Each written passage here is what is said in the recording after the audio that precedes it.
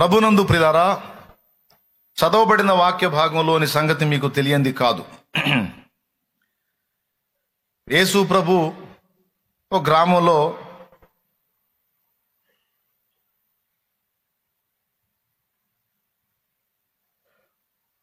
ప్రవేశిస్తూ ఉన్నాడు. ఆ గ్రామంలోనికి వెళ్ళబోయేటప్పుడు ఊరి వెలపట 10 మంది కుష్ఠరోగులు ఉన్నారు. వాళ్ళు ఆయనకి పక్కగా నిలబడలేదు, ఎదురుగా వచ్చారు. ఎదురుగా వచ్చి ఎలుగెత్తి కేకలేశారు. ఆయన గురించి విన్నారు. ఆయన రోగుల్ని స్వస్థపరుస్తున్నాడని, ఆయన అధికారము గలవాడని, ఆయనను గురించి అనేక సంగతులు వాళ్ళు విని ఉన్నారు. వినుట వలన విశ్వాసం కలుగునని లేఖనాల్లో వ్రాయబడి ఉంది. అదే విశ్వాసాన్ని బట్టి దూరమున నిలబడ్డారు. ఎందుకంటే కుష్ఠరోగులు మనుషుల్ని సమీపించకూడదు. సమీపిస్తే మనుషులు రాళ్లతో కొడతారు వాళ్ళని. కుష్ఠరోగం వచ్చిన వాడు అపవిత్రుడు. మనుషులు ఎవరన్నా వాళ్ళకి ఎదురు పడితే ఈ పై పెదవి చేతితో కప్పి అపవిత్రుడను అని కేకలు వేయాలి. అప్పుడు పక్కకి వెళ్ళిపోతారు. అపవిత్రుడను అపవిత్రురాలని కేకలేయాలి, పై పెదవి మూసి. లేకపోతే రాళ్లతో కొడతారు. అందుకే దూరంగా నిలబడ్డారు. నిలబడి యేసు ప్రభువా మమ్మను కరుణించు అని ఎలుగెత్తి కేకలేశారు. కేకలేసినప్పుడు యేసు ప్రభు భయపడకండరా, దగ్గరకు రండి అని దగ్గరకు పిలిచి వాళ్ళ మీద చేతులుంచి, మీరు శుద్ధులవుట నాకు ఇష్టమే అని శుద్ధి చేసి బాగు చేసి స్వస్థపరిచి పంపించాలి. ఎందుకంటే మత్తయి సువార్త 8వ అధ్యాయంలో ఆ పని చేశాడు కాబట్టి. మత్తయి సువార్త 8వ అధ్యాయంలో ఒక కుష్ఠరోగి ఆయన దగ్గరకు వచ్చాడు. వచ్చి, ప్రభువా నన్ను కరుణించు, నీకు ఇష్టమైతే నన్ను శుద్ధునిగా చేయగలవు అని అడిగినప్పుడు, నాకిష్టమే, నువ్వు శుద్ధుడు కమ్మని చేతులు ఉంచాడు, వాడు బాగుపడ్డాడు. ఆ సాక్ష్యం ప్రజల్లోకి వెళ్ళింది. ఇక్కడ 10 మంది వచ్చి అడిగినప్పుడు యేసు ప్రభు వారు వాళ్ళని తాకాలేదు, ఇదిగో మిమ్మల్ని స్వస్థపరుస్తున్నానన్న మాట కూడా చెప్పలేదు. డైరెక్ట్గా ఒక మాట అన్నాడు, మీరు వెళ్ళి మిమ్ములను యాజకులకు కనపరుచుకోండి అన్నాడు. ఒక కుష్ఠరోగి మొట్టమొదట పాళెములోనికి ప్రవేశించటం తప్పు, వెళ్ళకూడదు. ఒకవేళ కుష్ఠరోగము తగ్గింది అని తనకు అనిపిస్తే వెళ్ళి ముందు ఊళ్ళో ప్రజల్ని కలవకూడదు, కానీ యాజకుడి దగ్గరికి వెళ్ళాలి. యాజకుడి దగ్గరికి వెళ్ళి, అయ్యా ఒకప్పుడు నా మీద కుష్ఠపొడ ఉంది, ఆ బలహీనత ఉంది, ఇప్పుడు అది నా నుండి తొలగిపోయింది, నాకు స్వస్థత వచ్చిందని నాకు అర్థమవుతుంది, మీరు దయచేసి నన్ను పరీక్షించండి అని చెప్పాలి. అప్పుడు యాజకుడు అతన్ని అబ్జర్వ్ చేస్తాడు. కుష్ఠపొడ తగ్గిన చిహ్నాలు అతనికి కనబడితే, నిజమే అబ్బాయి, నీ మీద ఆ కుష్ఠపొడ పోయింది, నువ్వు బాగుపడ్డావు, ఇక నువ్వు సమాజంలో వ్యక్తిగా జీవించవచ్చు అని ఒక కానుకను నిర్ణయిస్తాడు. అది మోషే నిర్ణయించినటువంటి కానుక. జబ్బు తగ్గినోడు, కుష్ఠపొడ నుంచి విడుదల పొందినోడు ఏమేమి ఇవ్వాలో ఒక కానుక చెప్తాడు అక్కడ. కాబట్టి జబ్బు తగ్గినోడు యాజకుడికి కనపరుచుకోవాలి. యాజకుడు ఓకే చేసిన తర్వాత నిర్ణయించబడినటువంటి అర్పణ కానుక అక్కడ చెల్లించాలి. చెల్లించి ఇక ఊళ్ళో ప్రజల్లో కలిసిపోవచ్చు. అది జరగకుండా వెళ్ళడానికి వీల్లేదు. ఇప్పుడు రోగం తగ్గితే వెళ్ళి యాజకుడికి కనపరుచుకోవాలా, తగ్గకుండానే పోయి యాజకుడికి కనపరుచుకోవాలా? మోషే ధర్మశాస్త్రంలో పాత నిబంధన క్రమం అనుసరించి తగ్గిన తర్వాత పోయి ఆ పని చేయాలా. తగ్గకుండా పోయి చెప్పాడనుకో మళ్ళీ ఇబ్బంది అయిపోతుంది. తగ్గకుండా ప్రజల్లోకి వెళ్ళకూడదు. పూర్తిగా తగ్గిందన్న విషయం స్పష్టత ఉంటేనే ఆ పని చేయాలి. ఇక్కడైనా వాళ్ళని తాకాలేదు, కనీసం మీకు స్వస్థత కలుగును గాక అని అనలేదు. యేసు ప్రభువా మమ్మను కరుణించు అని వాళ్ళు కేకలేస్తే ఆయన ఏం మాట్లాడకుండా మీరు వెళ్ళి మిమ్మల్ని యాజకులకు కనపరుచుకోండి అన్నాడు. వాళ్ళేం ప్రశ్నించాల ఆయన్ని, అదేంటి ప్రభా ఆ మధ్య ఎవరో కుష్ఠరోగి వస్తే తాకావంట కదా, మమ్మల్ని తాకాలేదు, కనీసం ఒక మాట కూడా అనలేదు. ఇదిగో మీరు స్వస్థత పొందితిరి, ఇదిగో మీకు స్వస్థత వచ్చింది అని మాట కూడా అనలేదు. పోయి డైరెక్ట్గా యాజకులకు చూపించుకోమంటున్నారు. తగ్గకుండా, జబ్బు తగ్గకుండా మేము ఎలాగే అవతారాలతో ఉండి మేము యాజకుడి దగ్గరికి వెళ్తే మమ్మల్ని రాళ్ళతో కొట్టి చంపుతారు కదా అని ఇట్లాంటి ప్రశ్నలేం వేయలే. వారు యేసు స్వస్థపరచగలడని నమ్మారు. తర్వాత యేసు చెప్పిన మాటకు విధేయత చూపి వారు వెంటనే వెనుతిరిగి పోవటం మొదలుపెట్టారు. ఎక్కడికి? యాజకుడి దగ్గరికి.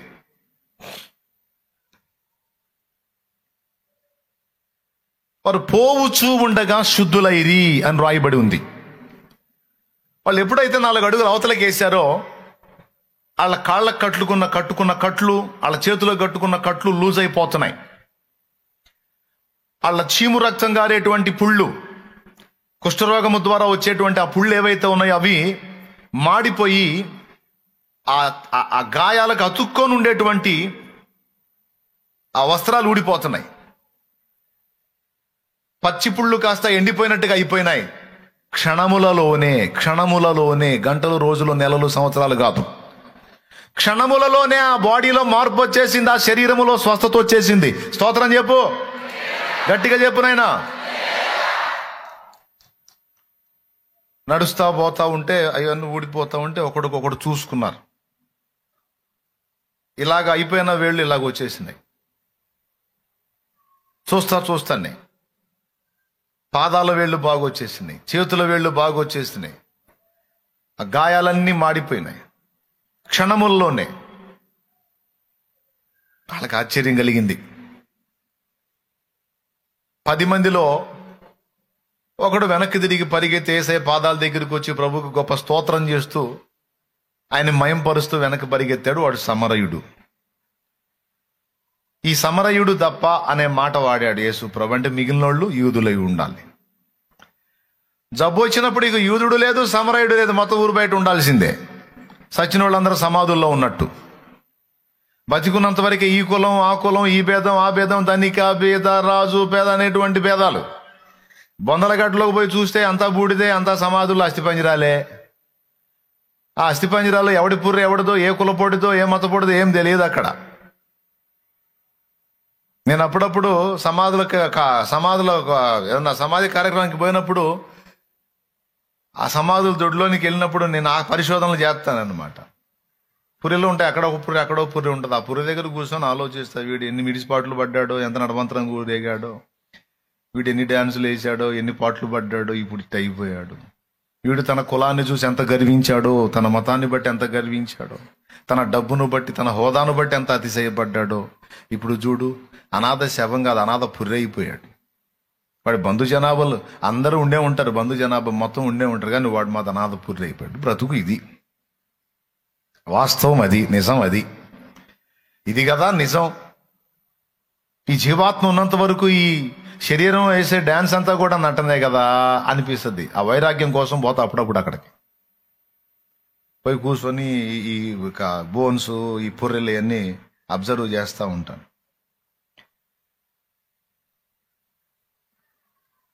రోగం వచ్చినప్పుడు మొత్తం కుష్ఠరోగులందరూ ఒకటే, మొత్తం ఊరు బయట ఉండాల్సిందే. సచిన వాళ్ళందరూ సమాధుల్లో ఉన్నట్టు, ఇంకక్కడ ఏ భేదం లేదు. ఈ సమరయుడు వెనక్కి వచ్చి కృతజ్ఞతలు చెప్పాడు. వాళ్ళైతే స్వస్థత పొంది అలాగే వెళ్ళిపోయారు ముందుకి. బహుశా వాళ్ళు ఎందుకు వెళ్ళుంటారు మనం అనుకోవచ్చు. కృతజ్ఞత లేదు వాళ్ళకి, స్వస్థత పొంది కూడా ప్రభు వైపు రాకుండా అలాగే వెళ్ళిపోయారు అని నెగిటివ్గా మాట్లాడుకోవచ్చు. లేకపోతే ప్రభువు చెప్పిన మాటకు విధేయత చూపి మిమ్ముల్ని మీరు వెళ్ళి యాజకులకు కనపరుచుకోండి అనే మాట ప్రభు అన్నాడు కాబట్టి ఇదిగో మనకు స్వస్థత వచ్చింది గనక ఆయన చెప్పినటువంటి మాట మనం నెరవేర్చాలని యాజకుల దగ్గరికి పోయి ఉండొచ్చు. పోనీ తర్వాత అయినా వచ్చి ఉండాలి, వచ్చినట్టయితే లేఖనాల్లో లేదు కాబట్టి మేలు పొంది కృతజ్ఞత చూపని వ్యక్తులుగా వాళ్ళు ఉండిపోయారు అని పక్కన పెడదాం ఆ పాయింట్ని. కానీ 10 మంది స్వస్థత అయితే పొందారు అన్న ఒక పాయింట్ మీద మాత్రం మనసు పెట్టండి. 10 మంది శుద్ధులైరి అన్న వరకు చదివించా.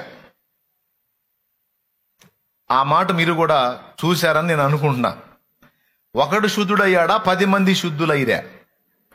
10 మంది శుద్ధులైరు. ప్రభువుని అడిగారు, ప్రభు అన్నాడు వెళ్ళండి అన్నాడు. వారు పోవచ్చు ఉండగా శుద్ధులైరి.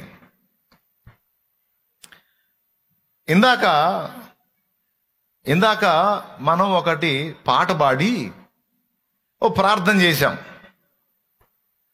ఏమని పాట పాడాం? కురిపించుము దేవా నీ ఆత్మవర్షము, ఫలించును నీకై నా జీవితాంతమని. సరే, పాట పాడేటప్పుడు కాసేపు ఏదో కొంచెం గట్టిగా చప్పట్లు కొట్టి కాస్త ఉల్లసించాం. పాట అయిపోయింది, ప్రార్థన చేశాం. ప్రార్థనలో కూడా మళ్ళీ అడిగాం, దేవా నీ ఆత్మ అభిషేకం మా మీదకి పంపయ్యా, నీ శక్తితో మమ్మల్ని నింపయ్యా, క్రొత్త తైలముతో ఏమంటే నూతన అభిషేకం మా మీదకి పంపించాయా అని మనం ప్రార్థన చేసి గమనిస్తూ ఉన్నాం.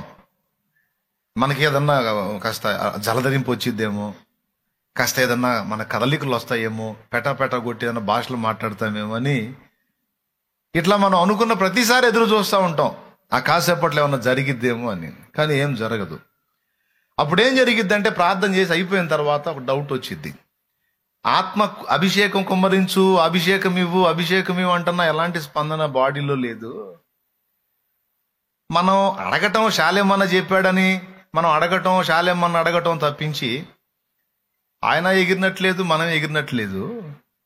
అసలు నిజంగా మనం అడిగిన అభిషేకం మన మీదకి వచ్చిందా రాలేదా? మనం కోరిన శక్తి నిజంగా మనకు లభించిందా లభించలేదా అనే ధర్మ సందేహం ఇక్కడ ఉన్నోళ్ళకే కాదు, ఆ లైవ్లో ఉన్నోళ్ళకి కూడా చాలా మందికి ఉంటుంది. దేవునికి స్తోత్రం, హల్లెలూయా. బాగా వినండి.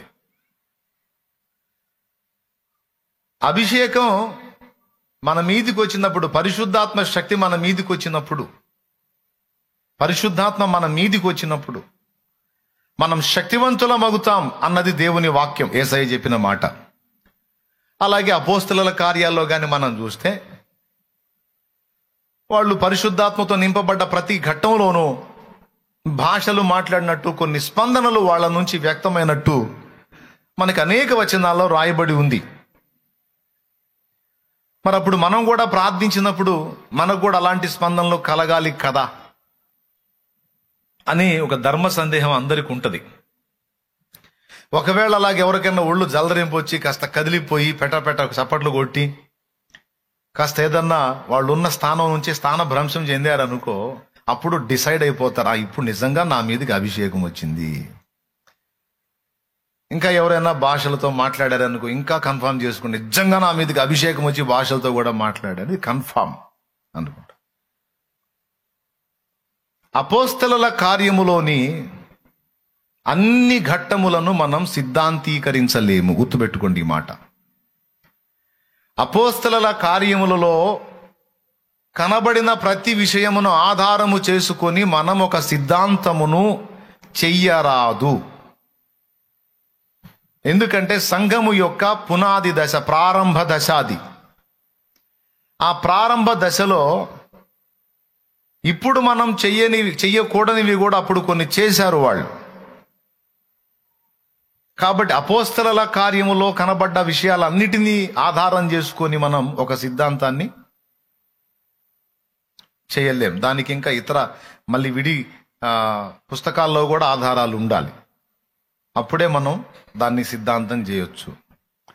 ఫర్ ఎగ్జాంపుల్, విగ్రహార్పితము విసర్జించాలి అనేది అపోస్తలుల కార్యం 15, 19, 28 ఉంది. దానికి సపోర్టుగా లేఖనాల్లో కొరింథీ పత్రికలో చెప్పాడు, అలాగే ప్రకటన గ్రంథంలో కూడా చెప్పాడు. ప్రకటన గ్రంథంలో విగ్రహార్పితం తినొచ్చు అనే బోధ మోసపరచు బోధ అని, విగ్రహార్పితం తినొచ్చు అనే బోధ బిలాము బోధ అని, ఉరియొడ్డే బోధ అని, యెజబెలు బోధ అని చాలా స్పష్టంగా రాసుంది.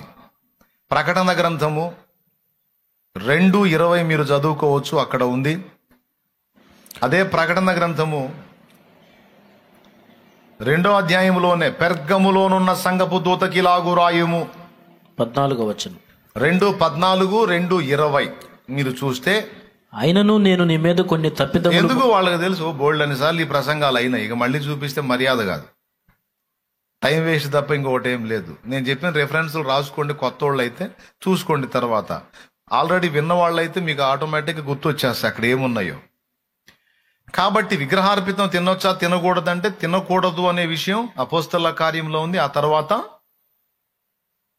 మిగిలినటువంటి పత్రికల్లో, ప్రకటనలో కూడా సూచించాడు.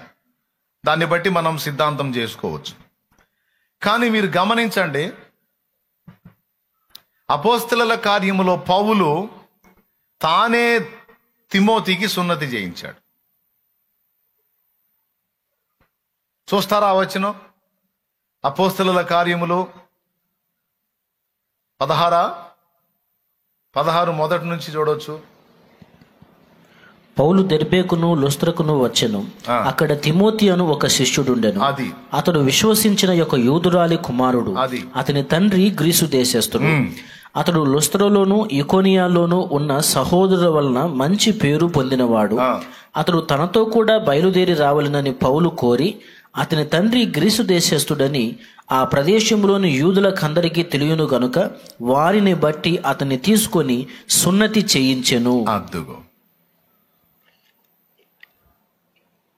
పౌలే అపోస్తలుల కార్యములో సున్నతి చేయించాడు తిమోతికి. ఎందుకంటే ఆ తిమోతి తల్లేమో యూదురాలు, తండ్రేమో అన్యుడు. కాబట్టి వాళ్ళు యూదులు అతన్ని యూదుడుగా అంగీకరించరు. అందుకని ఒకవేళ జన్మత యూదుడు కానివాడు సున్నతి ద్వారా విశ్వాసమును బట్టి యూదుడు కావచ్చు. అందుకని సున్నతి చేయించి తనతో కలుపుకున్నాడు పౌలు. ఇప్పుడు అపోస్తల కార్యములో పౌలు సున్నతి చేయించాడు గనక ఇప్పుడు మనం కూడా ఆ పని చేయించాలా? దాన్ని ఒక సిద్ధాంతంగా మనం తీసుకోవచ్చా? తీసుకోరాదు. ఎందుకంటే తర్వాత పత్రికల్లో చాలా చోట్ల పౌలు తానే చెప్పాడు, హృదయ సంబంధమైన సున్నతే సున్నతి అగును గాని శరీర సంబంధమైన సున్నతి కాదు. రోమా పత్రికల్లో చెప్పాడు, గలతీ పత్రికల్లో చెప్పాడు. ధర్మశాస్త్ర సంబంధమైనటువంటి క్రియ వలన ఒకడు నీతిమంతుడిగా తీర్చబడగోరితే వాడు క్రీస్తులో నుండి వేరుపరచబడి కృపలో నుండి తొలగిపోయాడు. గలతీ 5:4 చదివితే ఉంది. మీలో ధర్మశాస్త్రం వలన నీతిమంతులని తీర్చబడు వారెవరో వారు క్రీస్తులో నుండి బొత్తుగా వేరు చేయబడి ఉన్నారు, కృపలో నుండి తొలగిపోయి ఉన్నారు. ఏలయనగా మనము విశ్వాసము గలవారమై నీతి కలుగునను నిరీక్షణ సఫలమగునని ఆత్మ ద్వారా ఎదురు చూచుచున్నాము. యేసుక్రీస్తునందుండు వారికి సున్నతి పొందుట ఎందేమీ లేదు, పొందకపోవుట ఎందేమీ లేదు. గాని అది దాని అర్థం ఏం చెప్పండి? దాంతో నిమిత్తం లేదని తేల్చేశాడు అక్కడ.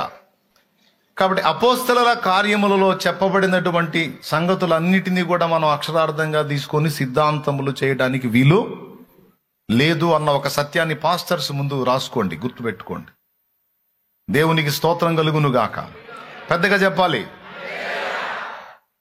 దానికి మిగిలిన లేఖనాల్లో కూడా సపోర్ట్ ఉంటేనే మనం ఆ పని చేయాలి, కానీ ఆ సపోర్ట్ లేకపోతే మనం అలా చేయడానికి వీలు లేదు. అలాగే పరిశుద్ధాత్మ అభిషేకము మీదికి వచ్చినప్పుడు వాళ్ళు పొందినటువంటి అనుభవాలు ఏవైతే ఉన్నాయో ఆ అనుభూతులన్నీ తర్వాత పత్రికల్లో పౌలు మెన్షన్ చేయలా. ఎక్కడన్నా ఉంటే చూపించవచ్చు నాకు. పరిశుద్ధాత్మను పొందినప్పుడు ఖచ్చితంగా భాషలు మాట్లాడతారు అని ఎక్కడైనా పౌలు తన పత్రికల్లో ప్రస్తావించాడా? ప్రస్తావించాలి. అపోస్తలుల కార్యాల్లో అనేక చోట్ల అది రాయబడి ఉంది, కానీ అర్థమైందా? కానీ తర్వాత పౌలు తన పత్రికల్లో, ఇక ఎవరి పత్రికలో కూడా ఆ ప్రస్తావన లేదు. కావాలంటే మీరు పరీక్షించి చూసుకోవచ్చు, బాగా చదువుకోవచ్చు, ఉందా. పైగా పౌలు తన పత్రికలో 1 కొరింథీ పత్రిక 12వ అధ్యాయంలో కృపా వరాలను గురించి మాట్లాడుతూ భాషలు మాట్లాడుట అనేది ఆత్మ కృపా వరములలో ఒకటి.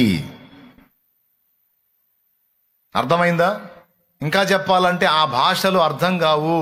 ఆ భాషలు అర్థం చెప్పడానికి మళ్ళీ అర్థం చెప్పే శక్తి కోసం ప్రార్థన చేయాలి, మళ్ళీ అదొక వరం అనే విషయాన్ని స్పష్టపరిచాడని బైబిల్ కొంచెం చదివిన వాళ్ళకైనా అవగాహన ఉంటుంది నేను చెప్పిన పాయింట్. ఆ తర్వాత పరిశుద్ధాత్మ అభిషేకం పొందినప్పుడు ఇలాంటి అనుభవాలు కలుగుతాయి. ఒళ్ళు జలతరిస్తుంది, ఖచ్చితంగా ఎగురుతారు, పక్కన వాళ్ళని బాదుతారు, పెటాపెటా కొడతారు, గందరగోళంగా అయిపోయి పక్కన మొత్తాన్ని ఇచ్చేస్తారని అయితే లేదు. ఇంకా ఒక మాట అన్నాడు, ప్రవక్తల ఆత్మలు వారి స్వాధీనంలో ఉన్నవి అనే మాట మాట్లాడాడు. దేవునికి స్తోత్రం, హల్లెలూయా. దీన్ని మనం గ్రహించాలి. అసలు పరిశుద్ధాత్మ శక్తి మన మీదకి వచ్చి, ఈ పాయింట్ బాగా మీకు అవగాహన కలగాలి, చెప్తున్నాను, గుర్తుపెట్టుకోండి. మనం పరిశుద్ధాత్మ అభిషేకమును కుమ్మరించు ప్రభువా అని మనం ప్రార్థించాం. కానీ మనం ఆత్మను పొందినటువంటి అనుభూతులు అయితే, అప్పటి కాలంలో కనబడ్డ అనుభూతులు అయితే మనం పొందట్లా. పొందనప్పుడు డౌట్ వచ్చింది. మనం ఎంతసేపు అడిగాం కదా, పాడాము, ఆరాధించాము, అడిగాం కదా, మరి ఏది అభిషేకం వస్తే హడావుడేది? ఏం హడావుడు లేదు. ఈ హడావుడు లేనందువల్ల మనసుకు ఏమొచ్చిందో తెలుసా? అవిశ్వాసం వచ్చింది. ఆ పాయింట్లో మనం అడిగిన దాని విషయంలో డౌట్ వచ్చింది, అనుమానం వచ్చింది, సందేహం వచ్చింది. సందేహము అనేది మనకు రప్పించగలిగితే సాతాను మన అభిషేకాన్ని అడ్డుకున్నట్టే. ఎందుకంటే సాతాను ఆయుధం సందేహమే. ఫస్ట్ నుంచి కూడా వాడుతున్న ఆయుధాలన్నిట్లో ప్రప్రథమమైంది, ముఖ్యమైంది, మెయిన్ అదే. డౌట్ పుట్టించటంలో మంచి పనోడు వాడు. ఆ డౌట్లు పుట్టించే చాలా వరకు వైనం చేశాడు జనాన్ని. హవ్వకు కూడా ఫస్ట్ వాడు వేసిన డౌటే, ఇది నిజమా అనే సందేహ బాణంతో వచ్చాడు లైన్లో. ఈ తోటలోని చెట్ల ఫలములలో దేనినైనా తినకూడదని దేవుడు మీతో చెప్పానా అనే ప్రశ్నతో వచ్చాడు. కావాలంటే ఆదికాండం 3వ అధ్యాయం చూసుకో. క్వశ్చన్ మార్కు లేపింది వాడే దరిద్రుడు. దేవునికి స్తోత్రం. పెద్దగా చెప్పాలి. బాగా వినండి, అందరికి అవసరం ఇది. విశ్వాసం, విశ్వాసానికి వ్యతిరేకం సందేహం. విశ్వాసము ఇంటూ సందేహం. వ్యతిరేక పదాలు ఉంటాయి చూడు, వ్యతిరేక పదాలు. పరిశుభ్రత ఇంటూ అపరిశుభ్రత, న్యాయం ఇంటూ అన్యాయం. వ్యతిరేక పదాలు రాస్తాం కదా మనం చిన్నప్పుడు చదువుకున్నప్పుడు. అట్లా విశ్వాసము ఇంటూ అవిశ్వాసము లేదా సందేహం. ఫస్ట్ నుంచి కూడా వాడు ఆఖరికి హవ్వ దగ్గరకు వచ్చి సందేహమే. ఏమిటి ఆ సందేహం అంటే, అన్నీ తినమన్న దేవుడు అది ఎందుకు తినొద్దన్నాడు? అది తింటే మీరు కూడా ఆయన లాంటి వాళ్ళు అవుతారని కుళ్ళు, వ్యసనం. ఏంటి? అందుకే మీ బతుకులు ఎట్లనే జంతువులతో జంతువులాగా సిగ్గుశరం లేకుండా, మంచి చెడ తెలియకుండా ఇట్లా బతకాలని డిసైడ్ చేశాడు. ఏం చేద్దాం, మీ కర్మ. నా మాటని తిను, మీ ఆయనకు కూడా ఇవ్వు, ఇద్దరు దేవతల వలె ఉందురా అన్నాడు. దేవునికి స్తోత్రం కలుగును గాక, హల్లెలూయా. తినకముందు దేవతల్లాగానే ఉన్నారు, తిన్నాక దయ్యాల్లా తయారయ్యారు. నిజంగా తినకముందేమో ఒకరి కోసం ఒకరు ప్రాణం అన్నట్టున్నారు, తిన్న తర్వాత ఏమో ఒకళ్ళ మీద ఒకళ్ళు కంప్లైంట్లు చేసుకున్నారు. ఏం బుద్ధి అది? ఆదామా, నేను తినవద్దన్న పండు తింటివా అంటే నాకేం తెలుసా, నేను అసలు దాని జోలికే పోలేదు, పనికి మళ్ళీ అసలు ఇట్లాంటి దాన్ని నాకు ఎందుకు ఇచ్చావు? ఆమె తీసుకొచ్చి ఆ స్త్రీ నాకు ఇచ్చితివే, ఆమె తిని కొన్ని తెచ్చి నాకు ఇచ్చింది, నేను తిన్నా. అసలు నేను ఎంత మంచివాడో నీకు తెలియదా? మొట్టమొదటి నుంచి అసలు ఫస్ట్ నుంచి అసలు నేను ఎట్ట బాగున్నాను నీకు తెలియదా? బరువు అంతా ఎవరిని ఎత్తినేసాడు? ఈ దరిద్రం ఎప్పుడు వచ్చింది? పండు తిన్న తర్వాత వచ్చిందన్నమాట. అదే తినకముందు దేవతలాగే ఉన్నారు, తిన్నాక దయాల్లా తయారయ్యారన్నమాట. వాడు ఫస్ట్ వచ్చి తీసుకొచ్చేదే డౌటు, సందేహం. దేవుడికి నచ్చందే అది, దేవుడికి నచ్చందే అది. డౌట్ అంటే మహా సిరాకు ఆయనకి. సందేహం అనే దాన్ని ఒప్పుకోడు ఆయన. అర్థమైందా?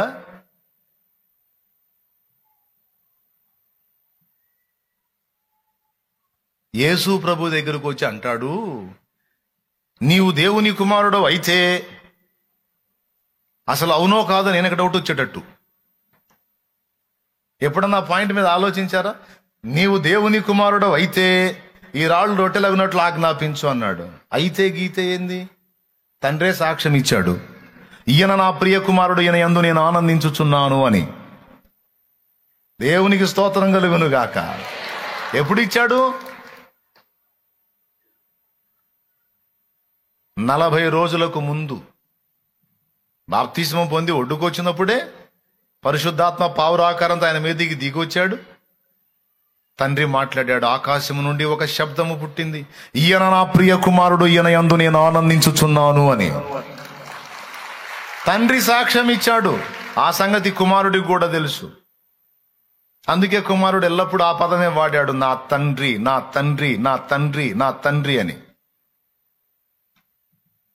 అదే యూదులకు కూడా నచ్చంది. దేవుణ్ణి తండ్రి, సొంత తండ్రి అని చెప్పుచున్నాడు అని నచ్చలా. వాగులో దూకారు. ఆయన ఏం చేయమంటారు? నచ్చకపోతే ఆయన చెప్పింది నిజం. యేసు దేవునిలో ఒక భాగం, అదృశ్య దేవుని దృశ్య రూపం, దేవుని యొక్క శక్తియు మూర్తిమంతమునై ఉన్న వ్యక్తి యేసు. దేవుని వాక్యం యేసు, దేవునిలో ఉన్న ప్రేమ యేసు. దైవ కుమారుడు యేసు. వీడు ఆయన దగ్గరకు వచ్చి చూడు, ఎవరిని వదిలిపెట్టాడు, ఈ డౌట్లు లేపేవాడు వీడు దరిద్రుడు. ఆయన దగ్గరకు వచ్చాడు, నువ్వు దేవుని కుమారుడు అయితే. అరే నాకు డౌట్ లేదు, నీకెందుకు రా డౌట్? నువ్వు అయితే రాళ్ళు రొట్లు అవుతాయి, రాళ్ళు రొట్లు అవుతాయి. నువ్వు దేవుని కుమారుడు అయితే నీకు ఇది జరిగిద్ది. నువ్వు దేవుని కుమారుడు అయితే ఇది జరిగిద్ది. నువ్వు దేవుని కుమారుడు, నిజంగా దేవుడు నిన్ను ప్రేమిస్తే ఈ అద్భుతం చేయాలి. అయితే అయితే అయితే ఒరే అయితే ఏందిరా దరిద్రుడా, విశ్వాసమును బట్టి నన్ను కొడుకుగా కూతురుగా దేవుడు ఎప్పుడో స్వీకరించాడు. నాకు అందులో సందేహం లేదు. మళ్ళీ ఇప్పుడు వచ్చి అయితే అంటావేంది నువ్వు? అయితే ఏంది? అయితే ఏంది? అయితే లేదు, గీతే లేదు. నేను ఆయన కొడుకుని, కూతురుని.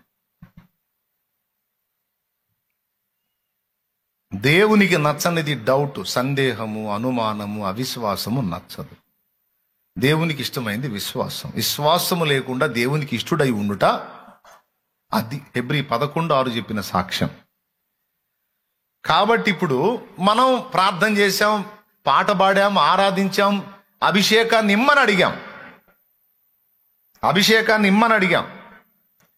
అడిగినప్పుడు మనలో అపోస్తలుల కార్యంలో ఉన్నటువంటి స్పందనలో కనబడనందున, మనం భాషలో మాట్లాడనందున, మన శరీరములో కదలనందున, మనం కొన్ని ప్రత్యేకతల్లో ప్రవర్తించనందున, అరే మనం అడుగుతున్నాము కానీ మనకు అభిషేకం ఇవ్వట్లా దేవుడు, ఇవ్వట్లా ఇవ్వట్లా ఇవ్వట్లా అని చాలామంది పాపం ఆ ప్రశ్నలో బ్రతుకుతున్నారు.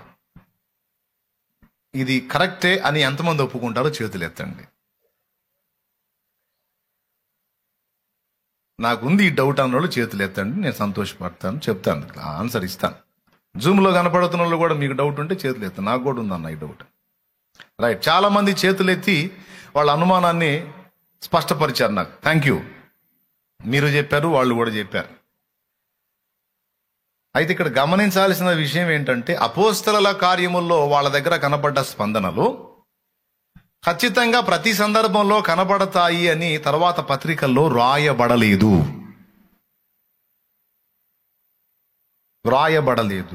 మరి ఎలాగా మనం అభిషేకం పొందామని మనకు ఎలా తెలుస్తుంది అంటే, సింపుల్.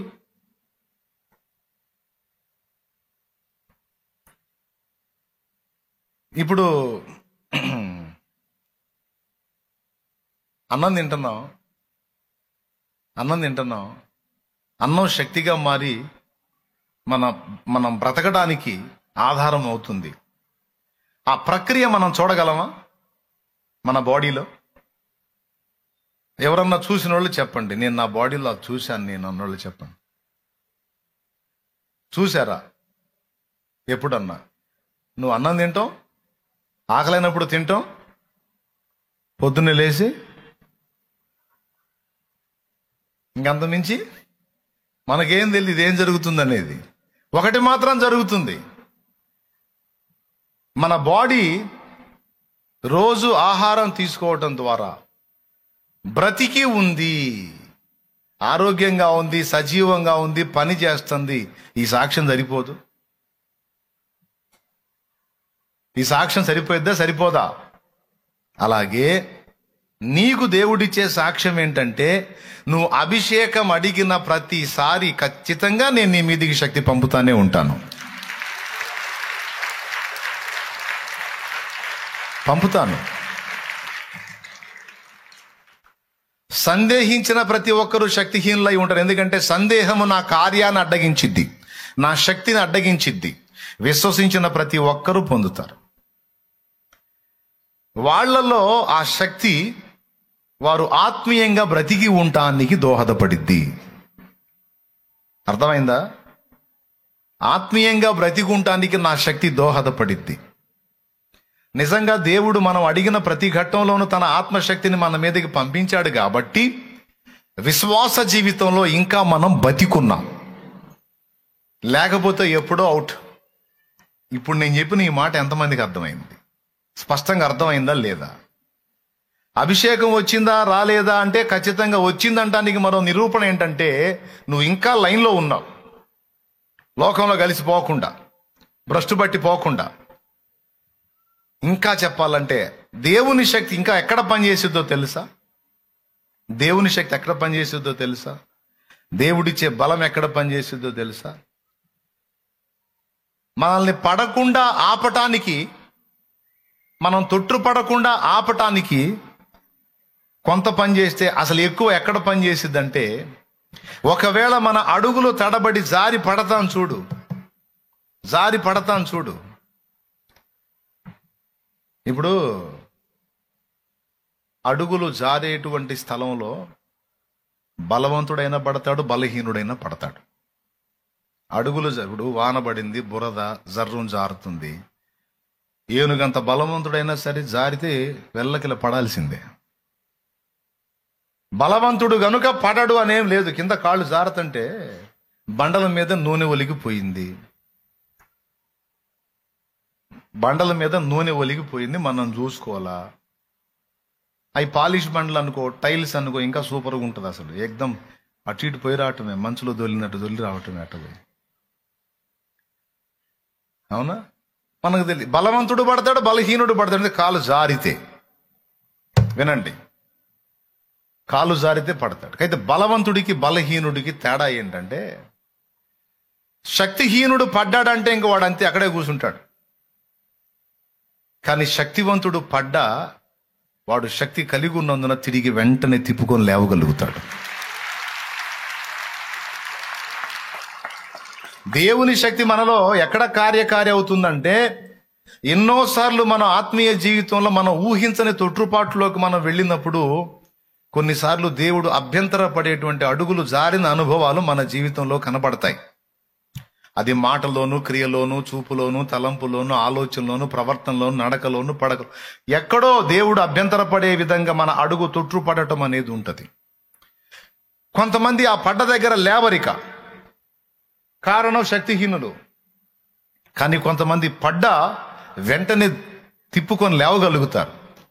అలా తిప్పుకొని లేవటానికి దేవుడు తన శక్తిని మన మీద ఉపయోగిస్తాడు. ఎంతమంది ఒప్పుకుంటారు? నా ఆత్మీయ జీవిత ఆరంభం నుంచి ఇప్పటిదాకా అనేక పర్యాయాలు నా అడుగులు జారినాయి, అయినా సరే నేను తిప్పుకొని నిలబడ్డాను అన్నోళ్ళు చేతులు ఎత్తండి. ఇప్పుడు చేతులు ఎత్తిన వాళ్ళందరూ పంత పడి లేచిన బాపతనమాట. దేవునికి స్తోత్రం. జూములో కనపడుతున్న వాళ్ళు కూడా చాలా పర్యాయములు నా ఆత్మీయ జీవితంలో తొట్టుపాట్లు ఎదురైనాయి, అయితే దేవుని కృపను బట్టి పడ్డ చోట నేను లేను, తిరిగి లేచాను అన్నోళ్ళు చేతులు ఎత్తండి. లేచారు కాబట్టి ఆ జూమ్లో కనపడుతున్నారు, ఆ లైవ్లో ఉన్నారు. లేకపోతే ఏ బజార్లో అమ్మడో తిరుగుతూ ఉంటారు. నేను పనికి రాను, నేను పాపిని, నేను అలాగైపోయాను, నాకు అవకాశం లేదు అని. శక్తివంతుడికి శక్తిహీనుడికి తేడా ఏమిటంటే అదే. ఇస్కరియోతు యూదా పడ్డాడు, సీమోను పేతురు పడ్డాడు, కానీ యూదా లేవలేకపోయాడు. కారణం ఏంటో తెలుసా? యూదా మీదికి దేవుడు తన శక్తిని పంపునట్లు యేసు ప్రభు వేడుకోలా. పడిన యోధా తిరిగి లేవటానికి అవసరమైన శక్తి తండ్రి వాని మీదికి పంపని యేసయ్య అడగలా. ఎందుకు అడగలేదో తెలుసా? వాడు తనంతట తానుగా హృదయపూర్వకంగా మొదటి నుంచి సిలువకు అప్పగింపబడే రోజు వరకు యేసు ప్రభు అని ఎన్నిసార్లు హెచ్చరించినా వాడు మారు మనసు పొందలా, దిద్దుకోలా, హార్ట్ఫుల్గా తీసుకెళ్లి వాడి ఆత్మని సైతానికి అప్పగించుకున్నాడు. అర్థమైందా? హృదయపూర్వకంగా అప్పగించుకున్నాడు. దేవునికి స్తోత్రం. కానీ సీమోను పేతురు అలా కాదు. సీమోను పేతురు కూడా ఇస్కరియోతు యోధా యేసు ప్రభుని 30 వెండి నాణ్యాలకు అమ్ముకుంటే, ఇస్కరియోతు యోధా సీమోను అసలు ఆ యేసు ఎవరో నాకు తెలియదని 3 సార్లు అబద్ధం ఆడాడు. కానీ ముమ్మారు అబద్ధం ఆడిన ఆ పేతురు పడ్డట్ట పడనట్ట, పడినట్ట పడనట్ట? మీరు చెప్పండి గట్టిగా. డౌట్ లేదుగా? ప్రభువుకి నమ్మకంగా ఉండే విషయంలో తప్పిపోయినట్ట కాదా? పెద్దగా చెప్పి దండం పెడతాను. పెద్ద మరి అని అంటారు ఏందండి? పెద్దగా చెప్పాలి, నాకు అవసరం. అందుకు తప్పిపోయినట్టేగా, జారి పడ్డట్టేగా, తొట్టి పడ్డట్టేగా. రైట్. నమ్మకత్వం విషయంలో తొట్టుపడ్డాడు. ప్రభువుకి నమ్మకంగా ఉందామనుకున్నాడు, నమ్మకంగా ఉండలేకపోయాడు. మీరు కూడా గడిచిన సంవత్సరాల్లో చాలా విషయాల్లో ప్రభువుకి నమ్మకంగా ఉందామనుకున్నారు, నమ్మకత్వాన్ని ఎగ్గొట్టారు. చాలా విషయాల్లో నమ్మకంగా ఉందామని ప్రవర్తించారు, కానీ కొన్ని చోట్ల నమ్మకత్వంలో తప్పిపోయారు, ప్రభువుకి నమ్మకంగా ఉండలేకపోయారు. ఈ సంవత్సరం నుంచి దేవుడు నాకు ఇచ్చే దానిలో ప్రతి దానిలో నేను ఖచ్చితంగా దేవుని వాటా దేవుని తీయాలని, ఆ విషయంలో నేను నమ్మకంగా ఉండాలనుకొని 4 వారాలు చేసి 5వ వారంలో ఆర్థిక ఇబ్బందులు, ప్రభువుకు తెలియని ఏముంది, పరిస్థితులు బాగలేవని దేవుని వాటా కూడా రాగేసి మన కోటాలో కలుపుకున్న అనుభవాలు లేవా? స్తోత్రం. అంటే జస్ట్ ఒకటాన్ని ఎగ్జాంపుల్ చెప్పాను. ఇది మొదలుకొని ఇక నేను రోజు క్రమంగా ప్రార్థన చేసి ప్రభువుకి భక్తి విషయంలో నమ్మకంగా ఉండాలి అనుకున్నావు. చాలా రోజులు ప్రార్థన ఎగ్గొట్టావు.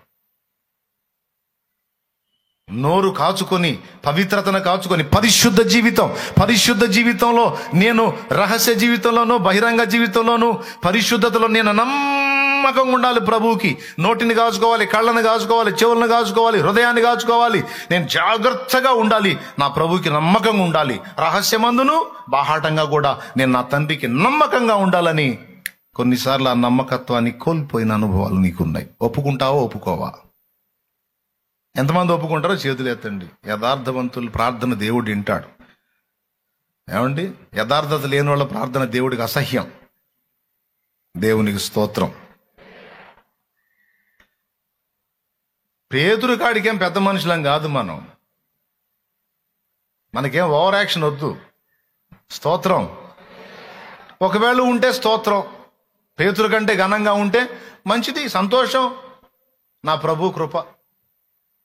నేనైతే అనుకుంటున్నా, ప్రభువుకి నమ్మకంగా ఉండే విషయంలో నా ప్రాణం ఇస్తానన్న పేతురు ఎంత గట్టిగా మాట్లాడాడో, గంటల వ్యవధిలోనే అంత దారుణంగా అబద్ధం ఆడాడు. నమ్మకంగా ఉన్నాడా గురువుకి శిష్యుడు?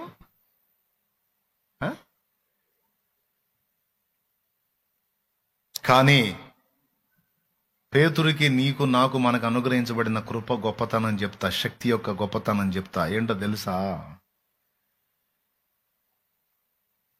పేతురు తొట్టు తన నమ్మకత్వం విషయంలో తాను తప్పిపోయినా, పేతురు దేవుని నమ్మకత్వ విషయంలో విశ్వాసము కలిగిన వాడై ఉన్నాడు. దేవుని నమ్మకత్వం విషయంలో విశ్వాసము కలిగిన వాడై ఉన్నాడు. అంటే అర్థం ఏంటో తెలుసా? నేను నా ప్రభువుకి నమ్మకంగా నేను ఉండలేకపోయినా, నా ప్రభు నన్ను ప్రేమించే విషయంలో ఆయన నమ్మకస్తుడు. ఆయన నన్ను ప్రేమిస్తాడు. తప్పిపోయిన కుమారుడి గొప్పతనం అదే. మా నాన్నను నేను ప్రేమించే విషయంలో నేను అపనమ్మకస్తున్నాయి. మా నాన్న కష్టార్జితాన్ని తీసుకొచ్చి దరిద్ర పనులు చేసి నాశనం చేసి నా తండ్రి విషయంలో నేను నమ్మకంగా ఉండలేకపోయాను. మా పెద్దన్న, మా అన్నయ్య అంత నమ్మకంగా నేను ఉండలేకపోయాను. కానీ మా నాన్న అయితే నా విషయంలో ఆయన ప్రేమ నమ్మకమైనది, స్థిరమైనది అని నమ్మాడు. అది వానికి లైఫ్ టర్నింగ్ పాయింట్. అది ఎన్నిసార్లు నీ జీవితంలో అడుగులు జారి తొట్టులు పడి గందరగోళాల్లోకి వెళ్ళిపోయి కూడా మళ్ళా తిప్పుకొని రాగలిగావంటే ఆ కృప ఎవరిదో తెలుసా? ఆ శక్తి ఎవరిదో తెలుసా? పొరపాటును కూడా నీది కాదు, ఆయన శక్తి.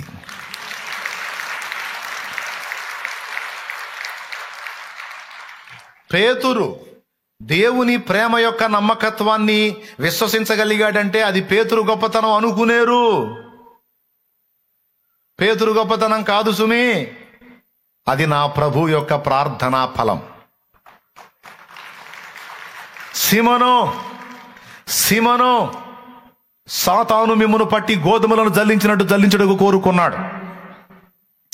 నీ నమ్మిక తప్పిపోకుండానట్లు నేను నీ కొరకు తండ్రిని వేడుకున్నాను. అక్కడ ఏం వాడాలి? నీవు పడిపోకుండున్నట్లు, నీవు తొట్టు పడకుండున్నట్లు, నీవు తప్పిపోకుండున్నట్లు నేను నీ కొరకు తండ్రిని వేడుకుంటుని అనాలి.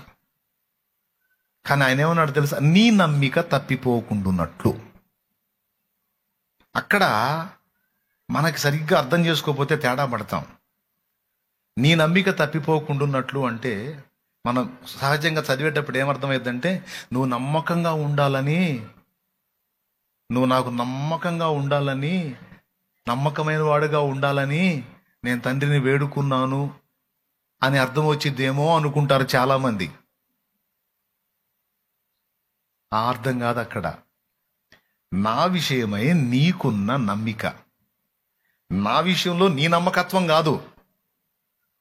చాలా సెన్సిటివ్ పాయింట్ అండి.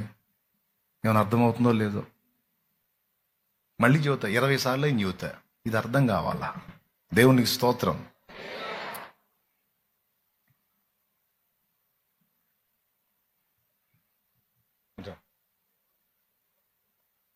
ఈ అబ్బాయి ఉన్నాడండి పాపం, చాలా నమ్మకస్తుడు, నాకు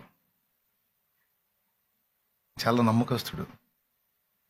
కానీ సీమోను పేతురు కూడా ఇలాగా. ప్రభు ఏమంటున్నాడంటే, సీమోను నీ నమ్మకత్వం స్థిరంగా ఉండేటట్టు నేను అడగలా. నువ్వు తొట్టు పడినా, నీ మీద నీకు అసహ్యం పుట్టినా, నేను నిన్ను ప్రేమిస్తున్నాను అన్న విషయంలో మాత్రం నీకు డౌట్ రాకుండా ఉండాలని ప్రార్థన చేశానయ్యా నీ కోసం అన్నాడు. ఇప్పుడన్నా అర్థమైందా?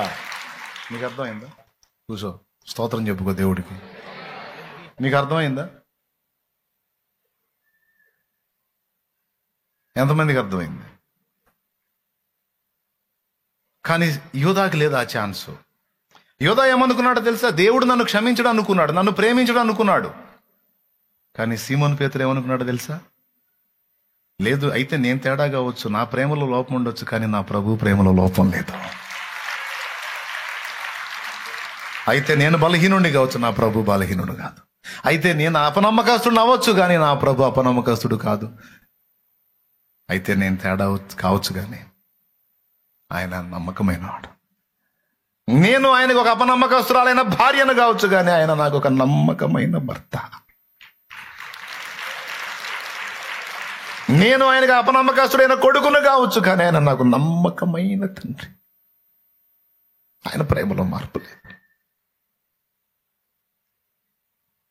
నేను అడుగులు జారినా కూడా ఆయన నన్ను కనికరించగల శక్తి కలిగిన వాడు అని మనం విశ్వసిస్తున్నాం. చూడు, ఆ విశ్వాసము మనలో ఉంది అంటేనే అక్కడ దేవుని శక్తి పనిచేస్తున్నట్టు, అభిషేకం పనిచేస్తున్నట్టు, ప్రభావం పనిచేస్తున్నట్టు, అది అర్థం.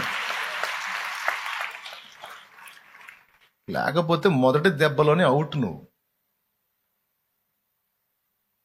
ఎప్పటికప్పుడు ఆయన పంపుతున్న అభిషేకము కీలకమైన పాయింట్లో నిన్ను పట్టుకుంటా ఉన్నది. కీలకమైన పాయింట్లో ఆ శక్తి నీ మీద పనిచేస్తా ఉంది, తెలుసా నీకు? లేకపోతే నీ జీవితంలో నువ్వు ఎదుర్కొన్న శోధనలకు ఎప్పుడో నువ్వు అవిశ్వాసుల్లో కలిసిపోయేవాడి.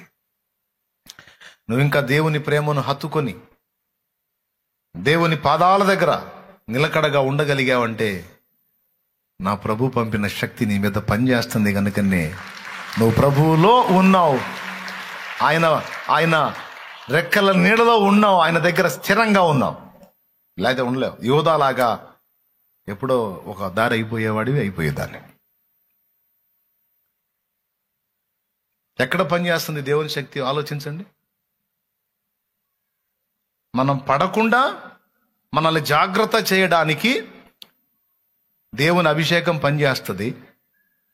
ఒకవేళ దాన్ని నిర్లక్ష్యం చేసి దేవుని ఆత్మ నడిపింపును కోల్పోయి తిరస్కరించి తృణీకరించి, దేవుడు చెప్తాడే వాక్యం చదువు, రోజు వాక్యం చదువు అంటాడు, ప్రార్థన చేయ అంటాడు, ఈ విషయంలో ఇలా ఉండంటాడు, ఫలానా దగ్గర నువ్వు వెళ్ళొద్దు, అక్కడికి వాళ్ళ మధ్యలోకి వెళ్ళొద్దు, శోధించబడతావు, దూరం చేసుకో అంటాడు. అవన్నీ మనం ఫాలో అయినప్పుడు ఎక్కడ అడుగులు జారవు. నేను కాదు, బైబిలే చెప్పింది ఆ మాట. 119వ కీర్తన చూడండి. 119వ కీర్తన ఒక్కసారి బైబిల్ ఉన్న వాళ్ళందరూ ఓపెన్ చేయండి. 119వ కీర్తన ఒక వచనం చూపిస్తాను చూడండి.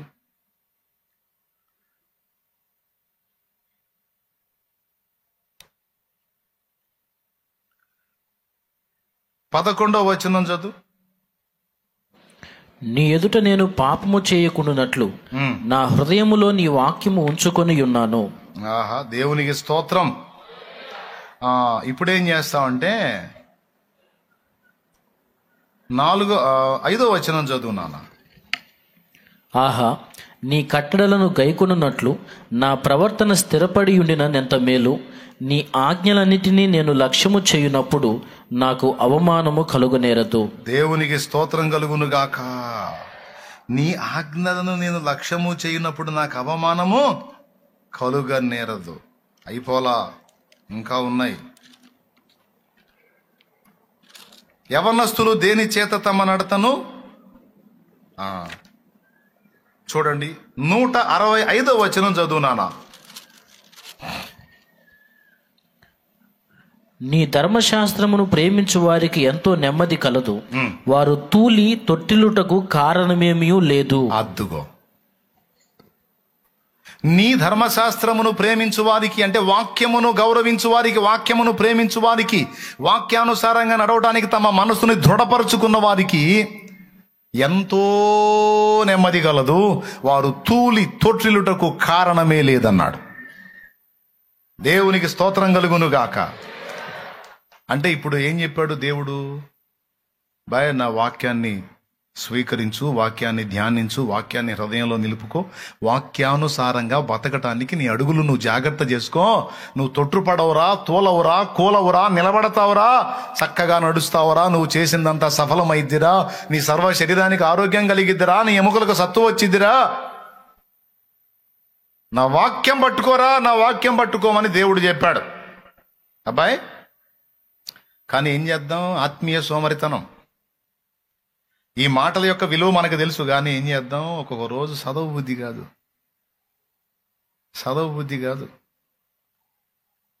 ఒక రోజు, 2 రోజులు, 3 రోజులు, 4 రోజులు, కొంతమంది వారాలు, నెలలు కూడా చదవరు. ఆదివారం వచ్చినప్పుడు బైబిల్ తీసుకొని దులుపుతారు దుమ్ము అని.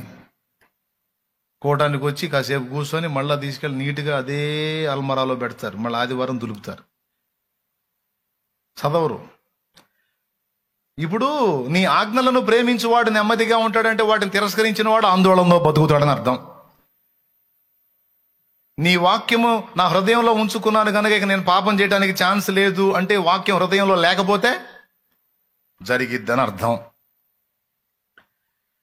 కాబట్టి దేవుని ఆత్మ మనతో ఉండి ఆయన అభిషేకం మన మీద పనిచేసి చెప్తా ఉంటాడు, వాక్యం నిర్లక్ష్యం చేయొద్దు, ప్రార్థన నిర్లక్ష్యం చేయొద్దు, పరిశుద్ధుల సహవాసం నిర్లక్ష్యం చేయొద్దు, లోకస్తులతో తిరగొద్దురా, తేడా పడతావు, కాస్త ఆత్మీయ సహవాసానికి దూరం అవుతున్నావు, సన్నిధికి దూరం అవుతున్నావు, ప్రార్థనకు దూరం అవుతున్నావు, ఆదివారాలు ఎగ్గొడుతున్నావు, దెబ్బతింటావు, శక్తి కోల్పోతావు, వాక్యం నిర్లక్ష్యం చేస్తున్నావు, తొట్టు పడతావు, తూలి పడతావు.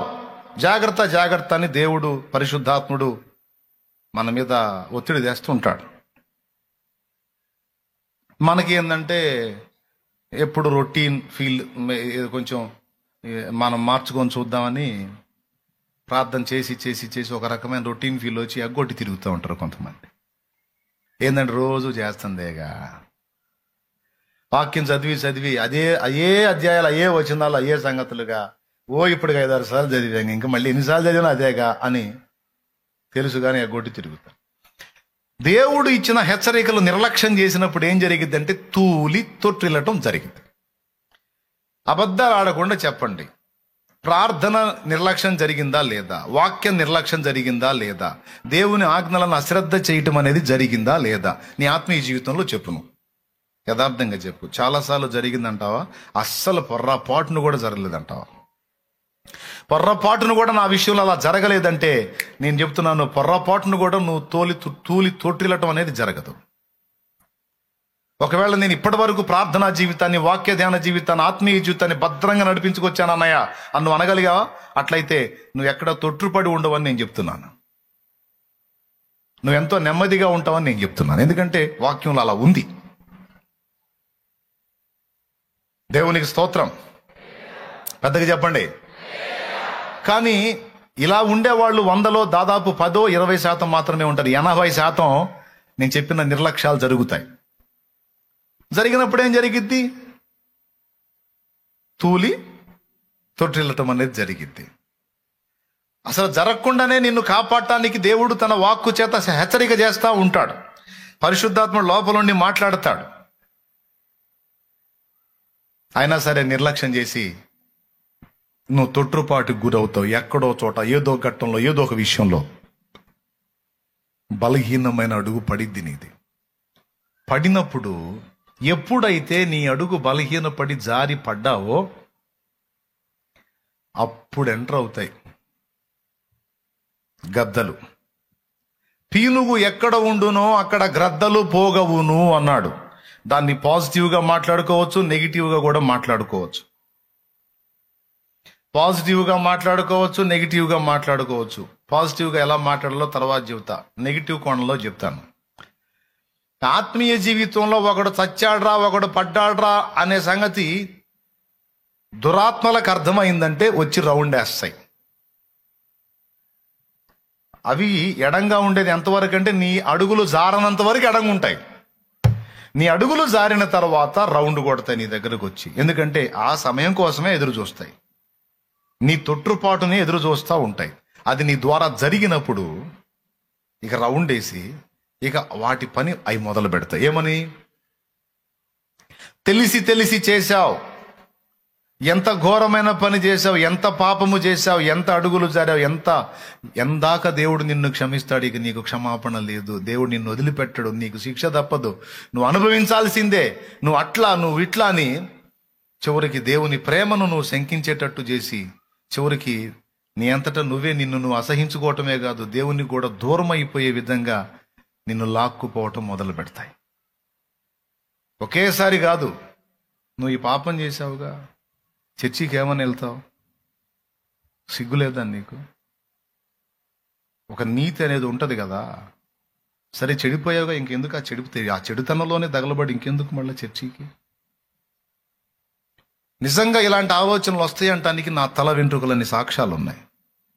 చాలామంది నాతో కలిసి అన్న మాట ఏంటో తెలుసా? ఎందుకమ్మా సహవాసానికి దూరం అయ్యావంటే, నాలాంటిది రాకూడదు అన్నయ్య, నాలాంటిది మందిరానికి వచ్చినా మందిరానికి అవమానం అన్నయ్య, ఎందుకు తమ్ముడా రావట్లేదు, నాలాంటి వాడు రాకూడదు అన్నయ్య.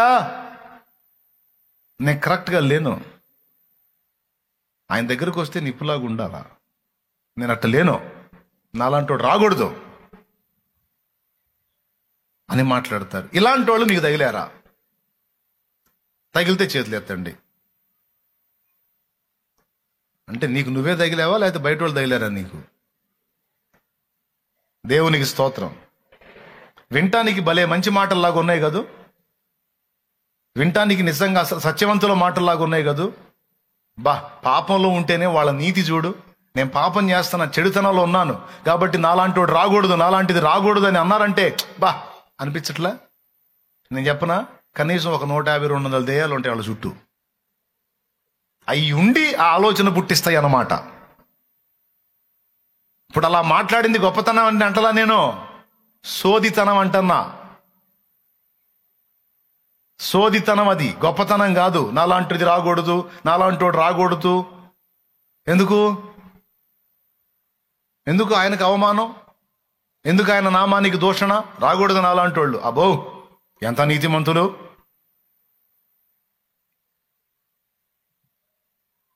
ఇది ఎలాంటిదో తెలుసా? బురదైనోడు, కాళ్ళకు బురదైనోడు నీళ్ల దగ్గరకు రానన్నట్టు. ఎందుకు కాళ్ళకు బురదైంది? నీళ్లు పవిత్రమైన వాటిని మలినం చేయటం ఎందుకు? ఒరే నిద్రమోహోడా, మిమ్మల్ని కాదులే, అట్టు అనుకునే ఓడికి చెబుతుంది. నిద్రమోహోడా, నీళ్లుందే నిన్ను గడగటానికి రా. నిద్రమోహం దానా, ఆయన రక్తము కార్చిందే నిన్ను గడగటానికి తల్లి. నిన్ను కడగటానికి, శుద్ధి చేయటానికి, పరిశుద్ధపరచడానికి, నిన్ను మళ్ళా నూతన పరచడానికి, నేను నిలబెట్టడానికి రక్తం కార్చాడు. ఆడికి రాకూడదేంది? మరి ఆడికి పోతావు? యోధాగాడు ఊరేసుకున్నాడు, పోతావా మళ్ళీ ఊరేసుకోవడానికి?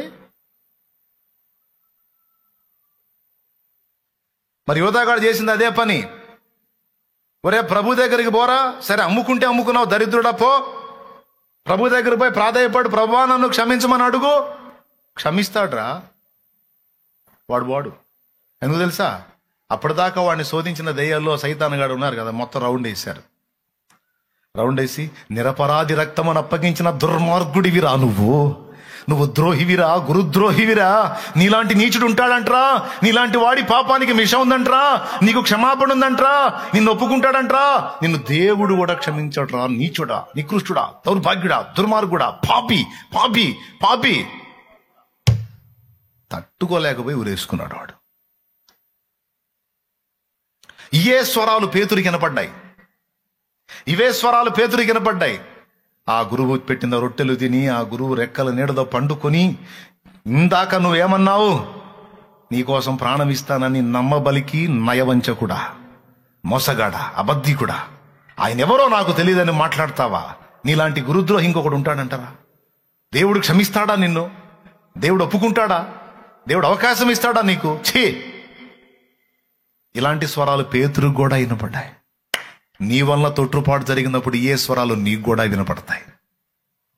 నీలాంటి రోత మనిషి ఇంకొకటి ఉండదు, నీలాంటి అసహ్యురాలు ఇంకొకటి ఉండదు. నీ మనసు నీకే చెబుతుంటది. నీలాంటి చీదర ఇంకొకళ్ళు ఉండరు, నీలాంటి చీదరోడు ఇంకొకడు ఉండడు, నీలాంటి రోతోడు ఇంకొకడు ఉండడు, నీలాంటి గలీజోడు ఇంకొకడు ఉండడు అని నీ మనసు నీకే చెబుతుంట. ఏ స్వరాలు? ఇవే స్వరాలు పేతురికి వినపడ్డప్పుడు పేతురు ఏమన్నాడో తెలుసా? ఆపండి, మీ పనికి మాలిన మాటలు ఆపండి.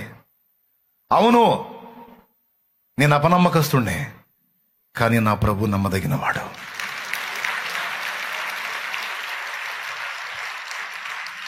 నా ప్రభు నమ్మదగినవాడు. ఆయన ప్రేమ స్థిరమైనది. నేను వెళ్ళి ఆయన కాళ్ళు పట్టుకుంటే ఆయన నన్ను తప్పకుండా క్షమిస్తాను. నేను వెళ్ళి ఆయన పాదాల మీద పడితే నా ప్రభు త్రోసి వేసేవాడు కాదు. ఎందుకంటే నాకు ఆయన ప్రేమ మీద సందేహం లేదు. నా ప్రభు ప్రేమ గొప్పది అని ఆ ప్రేమని తలంచుకొని అంత తొట్టుపాట్లో నుంచి బళ్ళున మల్లుకున్నాడు చూడు. అక్కడ పనిచేసింది దేవుని శక్తి. గట్టిగా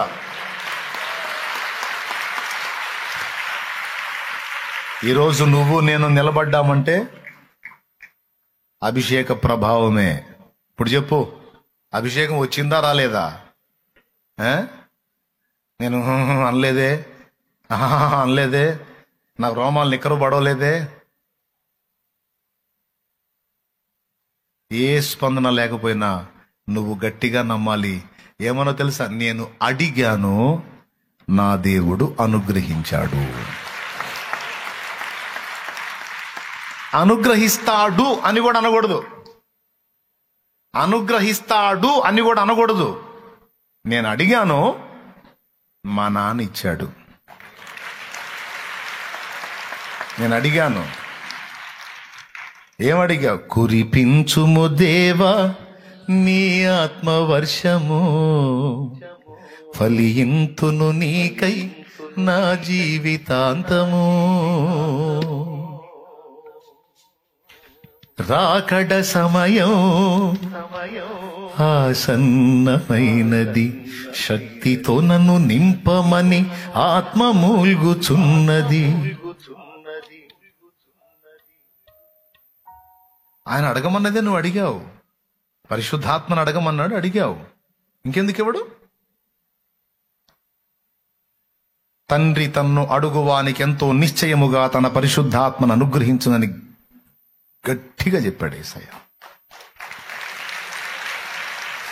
అయితే అడుగువాడు ఏమాత్రము సందేహింపక విశ్వాసముతో అడుగవలెను అని యాకోబు రాసిన పత్రిక 1వ అధ్యాయము 5-6 వచనాలు సాక్ష్యమిస్తాయి. మీలో ఎవనికైనాను జ్ఞానము కొదువగా ఉన్న ఎడలా అతడు దేవునిని అడుగవలెను, ఆయన ఎవరిని గద్దింపక అందరికీ ధారాళముగా దయచేయువాడు. అయితే అతడు ఏ మాత్రమును సందేహింపక విశ్వాసముతో అడుగవలెను. ఆ మాట మళ్ళీ చదువు.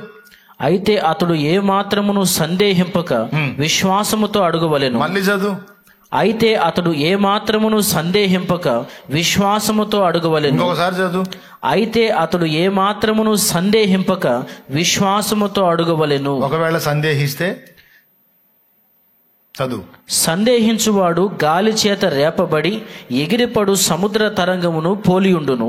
అట్టి మనుషుడు ద్విమనస్కుడై తన సమస్త మార్గముల యందు అస్థిరుడు గనుక ప్రభు వల్ల తనకేమైనను దొరుకునని తలంచుకొనరాదు. దేవునికి స్తోత్రం కలుగును గాక. హల్లెలూయా.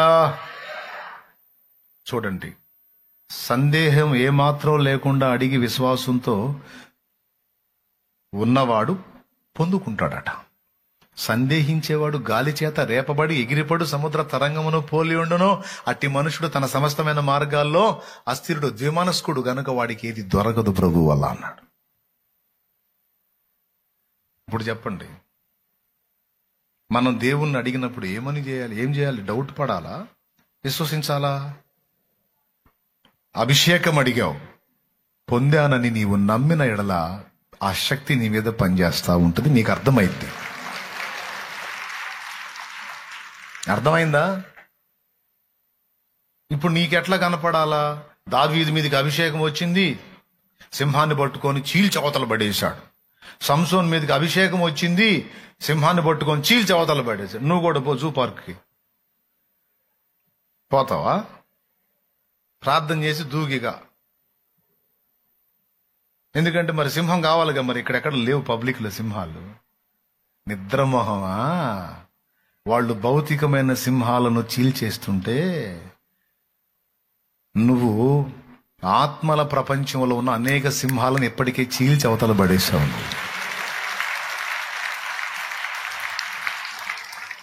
తెలుసా? నీకు పనిచేస్తుందా మైండ్? నిన్ను ఎదిరించి పోరాడిన ఎన్నో దయ్యపు సింహాలను చీల్చి అవతల పడేసిన యూదా గోత్రపు సింహం పిల్లవైనావు. నువ్వు నిలబడ్డావు. ఇప్పుడు నువ్వు, నీకు తెలీదు ఆ సంగతి. అనేక సింహాలు ప్రతి దినము నిన్ను తరుముతున్నాయని నీకు తెలియదు. వాటి మధ్యలో నువ్వు ఉన్నావు, నీకు తెలియదు.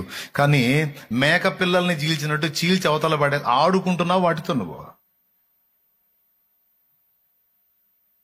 నీ మీద అభిషేకం లేకపోవటం ఏంటి?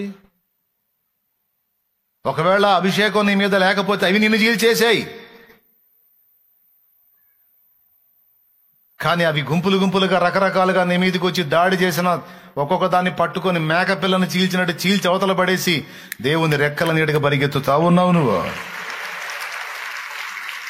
ఇది అబద్ధమా నిజమా? ఎంత వాస్తవం ఇది? ఎంత వాస్తవం ఇది? లేదా దాడి జరగట్లేదా? లేఖనం అబద్ధం చెప్పిందా?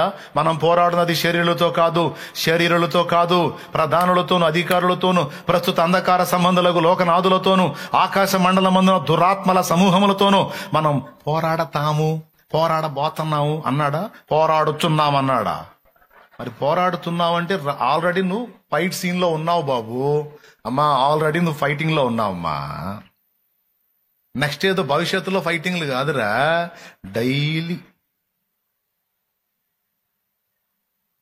దావీదు మీద పనిచేసిన అదే అభిషేకపు శక్తి నీ మీద పనిచేసినందున ఆత్మల లోకంలో సింహాలను చీల్చిన విజేతగా ఉన్నావు నువ్వు.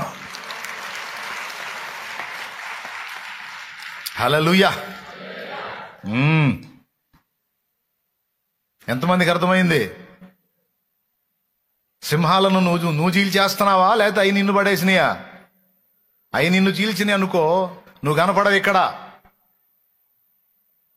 కనపడవు. ఏడో తిరుగుతుంటావు. కానీ వచ్చినాయి నీ మీదకి, రోజు వస్తున్నాయి, వాటి వల్ల కావట్లా. ఎందుకు తెలుసా? అవి నీ చుట్టూ వచ్చిన ప్రతిసారి కూడా నువ్వు అడిగున్నావు చూడు అభిషేకం, ఆ అభిషేకం నీ మీద పనిచేస్తుంది.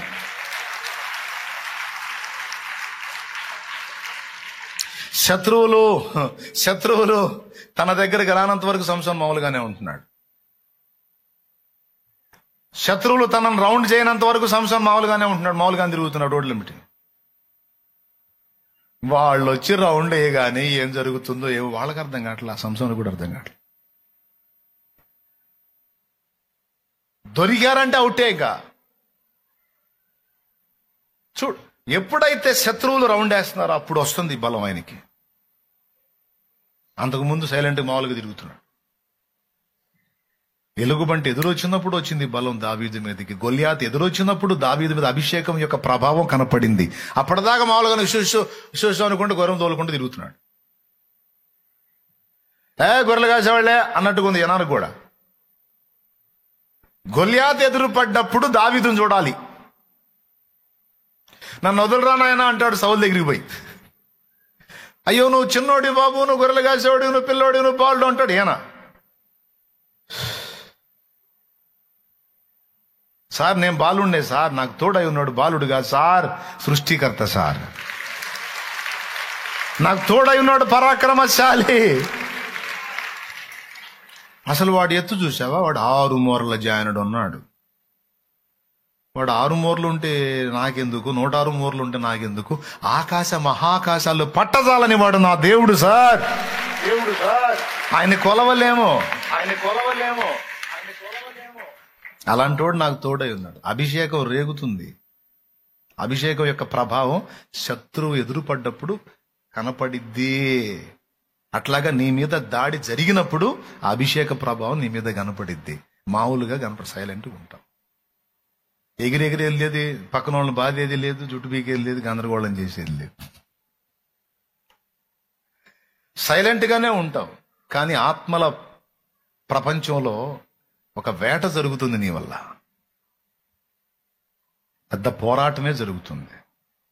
ప్రతి దినము గెలుస్తున్నావు. బలం ఎవరిదో తెలుసా?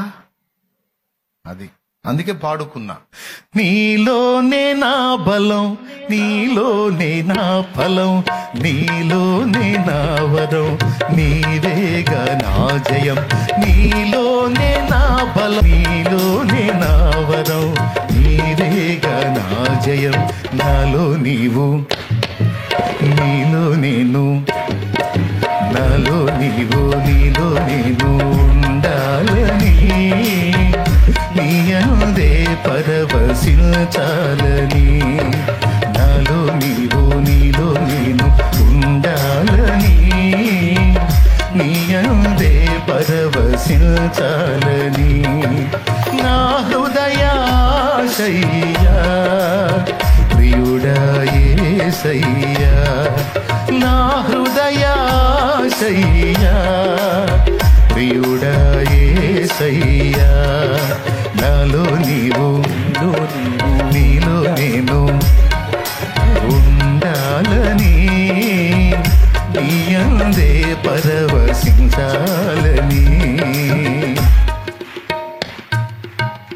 దేవునికి స్తోత్రం. నిజంగా నాకు ఎదురైన పోరాటాల్లో అసలు ఇన్ని తట్టుకొని, ఇన్ని దాటుకొని ఈ రోజుకి ఇలా నిలబడ్డానంటే నాకు క్లియర్గా తెలుసు, నాకు అది నా శక్తి కాదు, కానే కాదు. ఎందుకంటే మనకు అంత సీన్ లేదు. అరే చిన్న కుటుంబానికి ఆన్సర్ చేయలేక నుయ్యో గొయ్యో అన్న బతుకు మంది. కొద్దిపాటి శ్రమలకు తట్టుకోలేక ఎట్లా చేస్తే ఈజీగా చేస్తామని ఎత్తుక్కున్నోడిని నేను. మరి ఈ 22 సంవత్సరాల విశ్వాస యాత్రలో ఎదురైన ఎన్నో ఆటుపోట్లు, పెద్ద పెద్ద కొండ బండల్లాగా వచ్చినాయి, దూది పింజల్లాగా ఎగిరిపోయినాయి. ఎలా సాధ్యమైంది? నా సాక్ష్యం తెలుసు కదా మీకు. అంత బలహీనుడు, అంత భయస్థుడు, మరి ఎలాగా ఇది సాధ్యం? ఎందుకంటే ఇక్కడ బలమంతా ఆయింది, శక్తి ఆయింది. నేను అందుకే చాలా మందికి ప్రేమతో చెప్తాను, నా జోలికి రాకండ్రా, చచ్చిపోతారు అన్యాయంగా. ఎందుకంటే వీడు బలహీనుడేరా బాబు, కానీ ఈ తోలుబొమ్మను అట్ట అడ్డం పెట్టి కథ నడుపుతున్నవాడు పరాక్రమశాలి. ఆయనతో డేంజరు. నన్ను గదిలిచ్చినోడు నన్ను కాదు, ఆయన్ని గదిలిచ్చినట్టే. మీకు తెలుసా, ఈ మధ్య కాలాల్లో కాదు, ఆ రోజుల్లో కూడా బతికుండగానే సమాధులు తొలిపించుకునేవాళ్ళు. బతికున్నప్పుడే సమాధులు ఇప్పుడు కూడా కట్టించుకుంటున్నారు. బతికున్నప్పుడే సమాధులు కట్టించుకుంటున్నారు. తెలుసా మీకు? తర్వాత ఇబ్బంది లేకుండా బతికున్నప్పుడే సమాధి కట్టించుకుంటున్నారు. అట్లాగా దేవుడు పట్టుకున్న వాళ్ళ జోలికి వచ్చినోడు బతికుండగానే సమాధి కట్టించుకోవటం కాదు. వాడి అన్యుడైతే పిండం కూడా పెట్టుకోవచ్చు, శుభ్రంగా పిండం కూడా పెట్టేసుకోవచ్చు ఒకేసారి. ఎందుకంటే వాడు పోతాడు ఖాయం. దేవునికి స్తోత్రం. అవి కూడా చూసుకోవచ్చు, వాడు సమాధి చూసుకోవచ్చు, పిండం ఎట్ట పెడతారో చూసుకోవచ్చు, అన్నీ చూసుకోవచ్చు. అంటే సత్యాగా చూడ్డ కదా, బతికున్నప్పుడే చూసుకోవచ్చు. ఎందుకంటే ఖాయం కాబట్టి.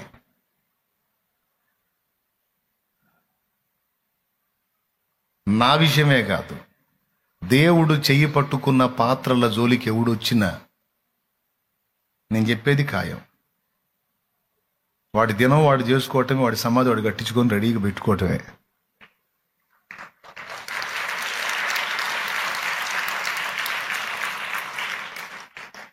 కన్ఫర్మ్. రెండే జరగాలి. మారు మనసు అన్నా పొందాలా, లేకపోతే పైకి అంటున్నా, పైకి కాదు కిందకి, పాతాళ అగ్నికి పోవాలంతే.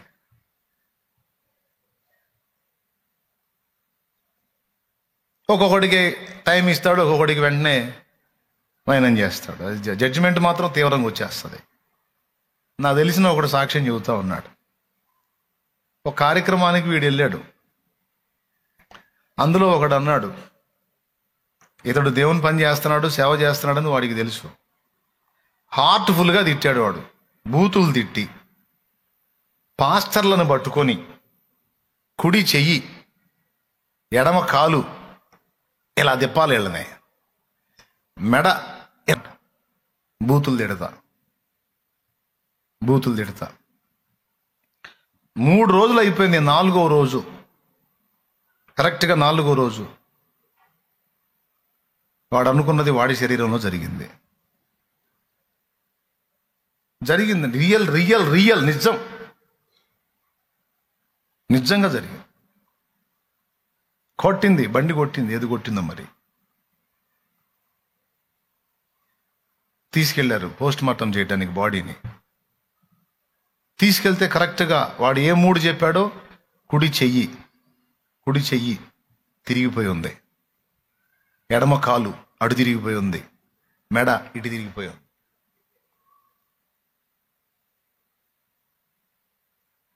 ఆయన సజీవుడు, ఆయన లేనివాడు కాదు. నీ పేరేమిటి అని అడిగితే ఉన్నవాడిని అని చెప్పమన్నోడు. ఉన్నవాడు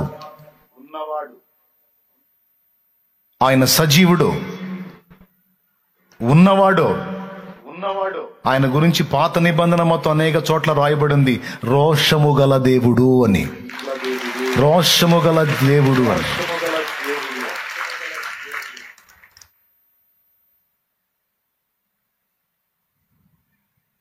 సృష్టికర్తవు నీవేనని, దైవిక స్వస్థత నీలోనని. సృష్టికర్తవు నీవేనని, దైవిక స్వస్థత నీలోనని. నా జనులు ఇక ఎన్నడూ సిగ్గుపడరంటివే, నా జనులు ఇక ఎన్నడూ సిగ్గుపడరంటివే. కృప వెంబడి కృపను పొందుచు, కృపలో జయ గీతమే పాడుచు. కృప వెంబడి కృపను పొందుచు, కృపలో జయ గీతమే పాడుచు. కృపలో జయ గీతమే పాడుచు, యేసయ్య నీవే నాకని వేరెవ్వరు నాకు లేరని. హల్లెలూయా. దేవుడు పట్టుకోపోతే, దేవుడు ఈ బొమ్మను వాడుకోపోతే, దేవుడు ఈ బొమ్మను అడ్డం పెట్టి ఈ పనులన్నీ చేయకపోతే నా వల్ల ఏడైందండి. అసలు నెంబర్ 1 సోది వ్యవహారం అయితే మందంతా. దేవునికి స్తోత్రం. ఉన్న సంగతి చెబుతున్నా, ఏముంది, ఎక్కడుందండి అంతా? బొమ్మనట నిలబెట్టి మొత్తం ఆయన చేస్తున్నాడు. ఆయన శక్తి పనిచేస్తుంది, ఆయన బలం పనిచేస్తుంది, నిలబెడుతున్నాడు కృపతో. అందుకే పాడుకున్నా, నీలోనే నా బలం. ఏమి, నువ్వు అందిస్తేనే నాకు బలం. నీలోనే నా ఫలం, ఆత్మ ఫలం ఫలించాలంటే నా చేత కాదు, నాలో నువ్వు ఉండి వ్యక్తం చేయాలి. ప్రేమ, సంతోషం, సమాధానం, దీర్ఘశాంతం, దయాళుత్వం, మంచితనం, సాత్వికం, ఆశ, నిగ్రహం, విశ్వాసం, ఇవన్నీ నాలో నువ్వు ఉండి వ్యక్తం చేస్తే తప్ప నా అంతటా నాకు సాధ్యం కాదు. స్తోత్రం. అర్థమైందా? ఈ ఫలాలు ఈ ఆత్మ ఫలం ఫలించాలన్నా, ఆత్మల ఫలము పండాలన్నా కూడా నాలో నువ్వుండి చేస్తే తప్ప, నేను ఎన్ని చెప్పినా ఒకడు కూడా మారడు. నాలో నువ్వుండి ఒకడితో మాట్లాడుతున్నావు చూడు, అప్పుడు వస్తారు అందరు లైన్లోకి. రా, నీలోనే నా బలం, నీలోనే నా ఫలం, నీలోనే నా వరం. మరి కృపావరాలు ఎవరిచ్చేది? కృపావరాలన్నీ ఎవరి శక్తి? అదే నాన్నయ్య, నేను అడిగినప్పుడు ఏందో నాకు అట్ట అంటలేదు. అమ్మా, నువ్వు అడిగినప్పుడల్లా అట్ట అందమ్మా, ఎప్పుడు అనాలో అప్పుడు అంటది. దేవునికి స్తోత్రం. స్పష్టంగా అర్థమైందిగా. ఇంత క్లియర్గా అర్థం చెప్పినా అర్థం కాకపోతే ఇక నేను చేయగలిగింది ఏం లేదు. అర్థమయ్యే శక్తి కోసం ప్రార్థన చేసుకోండి. ఓకేనా? రైట్. నేను జ్ఞానమును అడుగుచున్నాను. మరి జ్ఞానం నాకు వచ్చిందంటావా అన్నయ్య? అడిగాలే, వచ్చిద్దో రాదో అని. అంటే నా జ్ఞానం అడగగానే, ఆమెన్ అనగానే అని నీ బాడీలో మార్పులు వచ్చేసి అప్పటిదాకా మామూలుగా నువ్వు అక్కడి నుంచి నిలుక్కొని నడవటమే ఉండదు. దేవునికి స్తోత్రం. అర్థమైందా? అప్పటిదాకా ఫ్రీగా ఉన్న మనిషి ఎప్పుడైతే ఈ ప్రార్థన చేసి ఆమెన్ అన్నాడో అనేదో మార్పు అయిపోయి అలా ఏది ఉండదు. నువ్వు శక్తి అడిగి, జ్ఞానము అనే శక్తి అడిగావు కదా, ఇస్తాడు. అది నీలోనే ఉంటుంది. అది ఎప్పుడు కార్యరూపం దాల్చిద్దంటే ఆ సన్నివేశాల్లోకి నువ్వు ఎంటర్ అయినప్పుడు అప్పుడు మెరుస్తాయి మెరుపులు. నీకు మెరుస్తాయి, నీ దెబ్బకి అవతలోడి కూడా మెరుస్తాయి. ఈ బుర్ర ఏందిరా నాయన, ఈ ఆలోచన ఏంది, ఐడియాలేంది, అసలు ఈ మాటలేంది, ఈ మనిషి ఏంది, వాడికి మెరవాల మెరుగులు. సొలొమోనుకి ఏ వరం ఇచ్చాడు? జ్ఞానము అనే వరం ఇచ్చాడు. ఇద్దరు తల్లులు ఒకటే బిడ్డను తీసుకొచ్చి నా బిడ్డ అంటే నా బిడ్డ అని వాదులాడుకుంటున్నారు. సీనియర్స్ అంతా చూస్తున్నారు, పిల్లోడు తీర్పులు ఎట తీస్తాడు, పిల్లరాజు అని.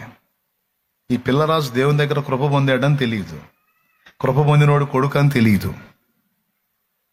మరి సోదరులు ఎవరు అంతే ఉంటుందిగా. ఈ పిల్లరాజు దేవుని కృప పొందిన రాజు కొడుకు, మరియు దేవుని పాదాలు పట్టుకొని జ్ఞానము అనే కృప పొందినవాడు. అప్పటిదాకా ఆయన మామూలుగానే ఉన్నాడు. ఆ సన్నివేశం వచ్చినప్పుడు దేవుని శక్తి అక్కడ పనిచేసింది. మెరుపులాంటి ఆలోచన చేసి క్షణంలో అసలు తల్లి ఎవరో కనిపెట్టాడు.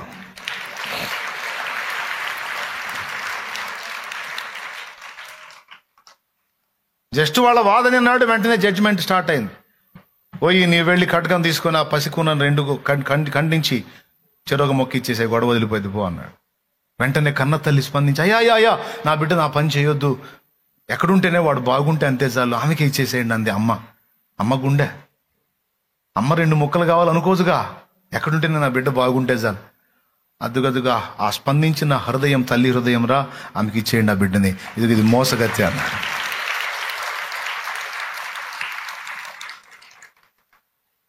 ఎట్లా సాధ్యం అండి? నువ్వు అడుగుతావు జ్ఞానమని, దేవుడు నీకు ఇచ్చే ఉంటాడు. అది సన్నివేశాలు వచ్చినప్పుడు మాత్రమే నీలో నుండి వ్యక్తమైద్ది. అప్పటిదా నువ్వు మామూలుగానే ఉంటావు.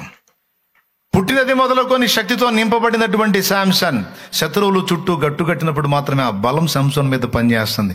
మామూలుగా ఉన్నప్పుడు మామూలుగానే ఉన్నాడు. దెలీలాకు అర్థం కాల, ఫిలిస్తీన్లకు అర్థం కాల, వాళ్ళకి అర్థం కాల, వీళ్ళకి అర్థం కాల, సంసోన్ కూడా అర్థం కాల. మనకు సంసోన్ ఫోటోలు నెట్లో కొడితే ఎట్లా వస్తాయి తెలుసా? కండల వీరుణ్ణి చూపిస్తారు. అర్థమైందా? బాగా ఈ కండల వీరులు ఉంటారే, ఎట్ట తిప్పి ఫోటోలు దిగుతూ ఉంటారు. అలాంటి ఫోటో కోదానికి ఆయన తలగా తగిలిస్తారు. అట్ట ఉన్నాడని నేను చెప్పిన వాక్యం అలా లేదు. కనీసం అలాగ కండలు మెలిదిగిన వీరుల్లాగా ఉన్నట్టయితే ఈ గొప్ప బలం అతని కండల్లో ఉందనుకునేవాళ్ళు ఫిలిస్తీయులు. కానీ ఎలా చూసినా సరే శాంసన్ నార్మల్. అది తప్పు ఫోటో, అది రైట్ కాదు. అది తీసేరా, చూడలేకపోతున్నాం. దేవునికి స్తోత్రం, హల్లెలూయా. ఆ తప్పు ఫోటో. నిజంగా అలాగనే సంసోన్ అలాగున్నట్టయితే ఈ గొప్ప బలం అతని కండల్లో ఉంది అనుకోవచ్చు. కానీ ఫిలిస్తీన్లకు అర్థం కాల. ఎందుకు తెలుసా? చాలా సామాన్యంగా ఉన్నాడు ఆయన. చాలా సామాన్యంగా ఉన్నాడమ్మా. కండలు లేవు, బండలు లేవు, మామూలుగా ఉన్నాడు. కానీ ఆ అభిషేకం వచ్చినప్పుడు, ఆ సన్నివేశం వచ్చినప్పుడు పట్టణపు ప్రాకారపు తలుపులు అడ్డ కమ్మెతో సహా తీసుకెళ్లి కొండ మీద పెట్టాడు.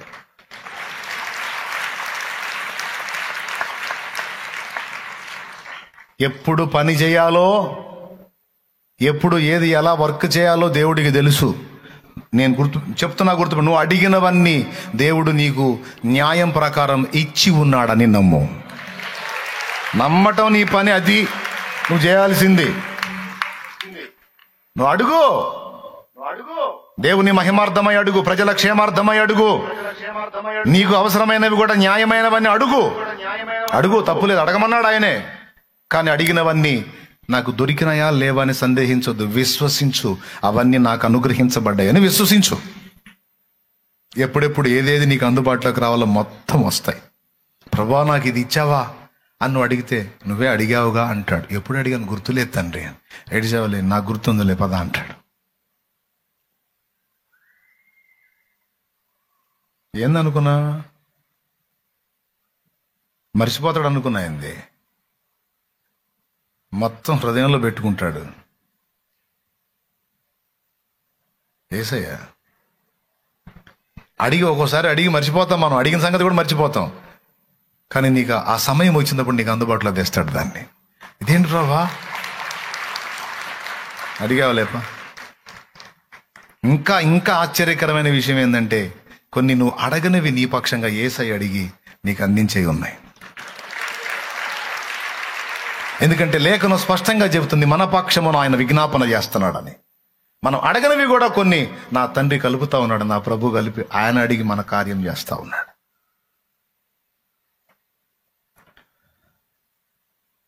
ఎంత నమ్మదగిన దేవుడు, ఎంత ప్రేమమయుడు.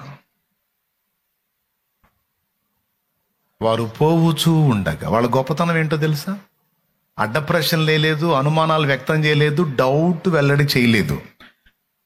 వెళ్ళి యాజకులు కనపరుచుకోండి అని యేసు ప్రభు చెప్పగానే 10 మంది అలా నడక మొదలు పెట్టేశారు. అదేంటి ప్రభు, మమ్మల్ని టచ్ చేయలేదేంటి?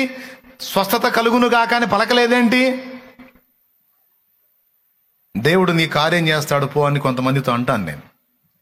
ఆ ఒక్క మాట తెలిపోతారు కొంతమంది. నేను ఇక్కడ ప్రార్థన చేస్తే నలుగురిని దాటినాక 5వ మనిషి మళ్ళీ ఆ మనిషే ఉంటుంది. ఇందాక చేశాను కదా, కాదయ్యా చేయయ్యా, సరే అవతల 10 మందిని దాటాక మళ్ళీ ఆ మనిషే కనపడింది. నాకు తెలిసిన ఆయన ఒక ఆయన ఏం చేశాడు తెలుసా పాస్టర్ గారు? ఒక ఆయన కనపడ్డ మోహం మళ్ళా కనపడితే మామిడికి పెట్టి బాధటం మొదలు పెట్టాడు. దేవునికి స్తోత్రం కలుగునుగా. హల్లే. ఇక మాటే లేదు. ఇక ఈ మనిషి ఇందాక వచ్చిందిరా అనేది అర్థం అయిందంటే పట్టుమన్నట్టేగా. దేవునికి స్తోత్రం కలుగునుగా. హల్లెలూయా. ఎంతమందిని బాధాడో. మరి లేకపోతే సందేహం కదండి. ఒకసారి దైవజనుడు ఒక మాట చెప్పి విశ్వసించిపో కార్యం జరిగిద్ది అన్నప్పుడు అలాగే కదిలిపోవాలి, దేవుని మాటగా తీసుకొని. ఒకసారి ప్రార్థన చేసి మళ్ళీ వచ్చిందంటే ఇందాక చేసింది ఏమైనట్టు? అంటే ఇందాక చేసిన ప్రార్థన కదా మంత్రాలైంది. అంటే డౌట్. ఎందుకు మాడుగు పెట్టి బాధాడో తెలుసా? పనికి మాలిందానా, ఇందాక నేను చెయ్యి ఉంచి ప్రార్థన చేశాను, నీకు అంత అనుమానం ఏంది, అంత సందేహం ఏంది నీకు? కొడితే మళ్ళీ కనపడితే ఇక మూడో మనిషి ఉండదే అక్కడ. దెమ్మరకు పోయి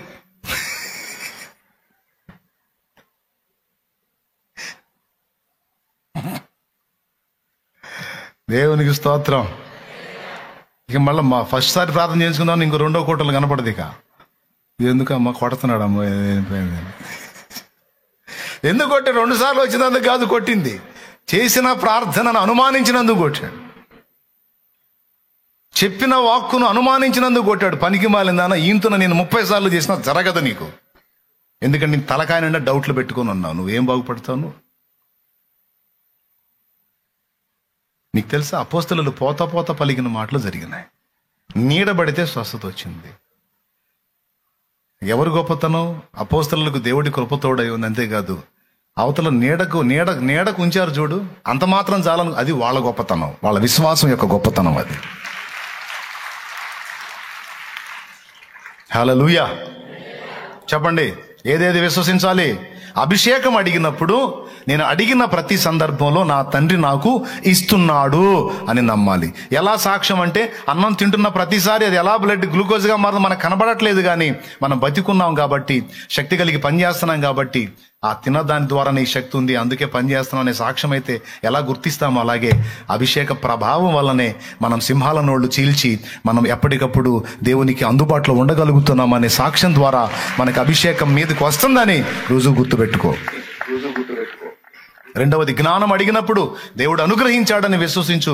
అది అవసరమైన సందర్భాల్లో నీకు పనిచేస్తుంది. నీకు బాడీలో ఏ మార్పులు ఉండవు, లేనంత మాత్రాన నీకు ఇవ్వలేదని అనుకోవద్దు. 2, మూడవది, క్షమాపణ కూడా నువ్వు అడిగినప్పుడు తక్షణమే దేవుడు నిన్ను క్షమించాడని నమ్ము. సైతానుగాడు అనుమానాలు పుట్టిస్తాడు. నిన్నెట్ట క్షమిస్తాడు? పొరపాటును కూడా క్షమించడు, నిన్ను వదిలిపెట్టాడు. నీ పాపాలన్నీ రాయబడ్డాయి, బైబిల్లో కూడా ఉంది. యూదా పాపము ఇనుప గంటముతో రాయబడినని. అది నీ గురించే నీ పాపమే రాయబడింది. నీ పాపాలకు మితి లేదు, నీ పాపాలకు మిష లేదు, నీకు క్షమాపణ లేదు. ఎన్నని క్షమిస్తాడు? దేవుణ్ణి విసిగిస్తున్నావు నువ్వు, ఇక నువ్వు పోతావు. నువ్వు నిజంగా మారు మనసు పశ్చాత్తాపపడి నా తండ్రి నన్ను క్షమించు అన్నప్పుడే క్షమించాడు కాదు, నేను హృదయపూర్వకంగా నా తండ్రి వైపు తిరిగి నేను దిద్దుకోవాలి నా జీవితాన్ని, నా యేసయ్యని నేను వెళ్ళి ఇప్పుడు క్షమాపణ అడగాలి అని నువ్వు అనుకుంటూ ఉండగానే ఆయన నీ పాపములను పరిహరించినట. 32వ కీర్తన 5వ వచనం చెప్పిన సాక్ష్యం అది. నా తండ్రి దగ్గరికి వెళ్ళి నేను ఇవన్నీ చెప్పుకొని ఒప్పుకోవాలి, నేను దిద్దుకోవాలి, చాలా తప్పులున్నాయి నాయి, నేను సరి చేసుకోవాలి, నా తండ్రి దగ్గరికి వెళ్ళాలి, నేను ఇప్పుడు నా అతిక్రమాలను ఒప్పుకోవాలి అనుకుంటుండగానే అవన్నీ వీపు వెనకేసేసాడట. చదువు, ఆ మాట ఉంది, నేను కాదు ఆయన చెప్పాడు, చదువు, బైబిల్లో ఉంది.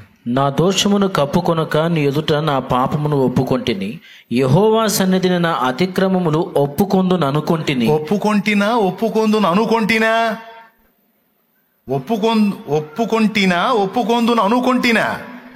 అనుకున్నాడు, ఒప్పుకుందాం అనుకున్నాడంట.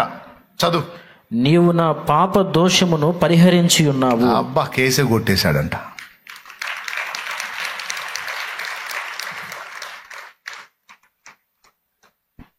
ఏంది మరి? పోయి ప్రభా నేను ఈ విషయాలు ఎట్లా చేశాను ప్రభా, తేడా పడ్డాను, నేను యథార్థంగా ఒప్పుకుంటున్నాను నాయన, సరి చేసుకుంటాను, ఛాన్స్ ఇవ్వు నాయన, నన్ను మన్నించు ప్రభా, అలా ఉండకూడదు నాయన, నేను చాలా దుఃఖపడుతున్నాను ప్రభా అన్ను ఆయన దగ్గరికి వెళ్తే ఆయన ఏమంటాడు తెలుసు? నేను దగ్గరకు తీసుకుని ఏం చేశావు నీ బొంద?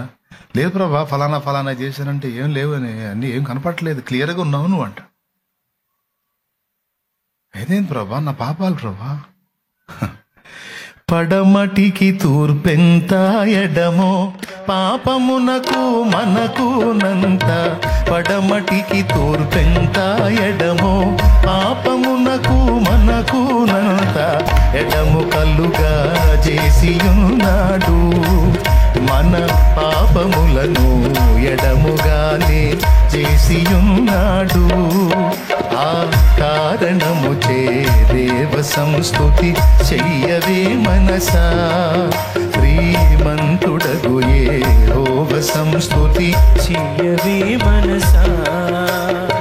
కొడుకులపై తండ్రి జాలి పడు విధమున భక్తి పరుల.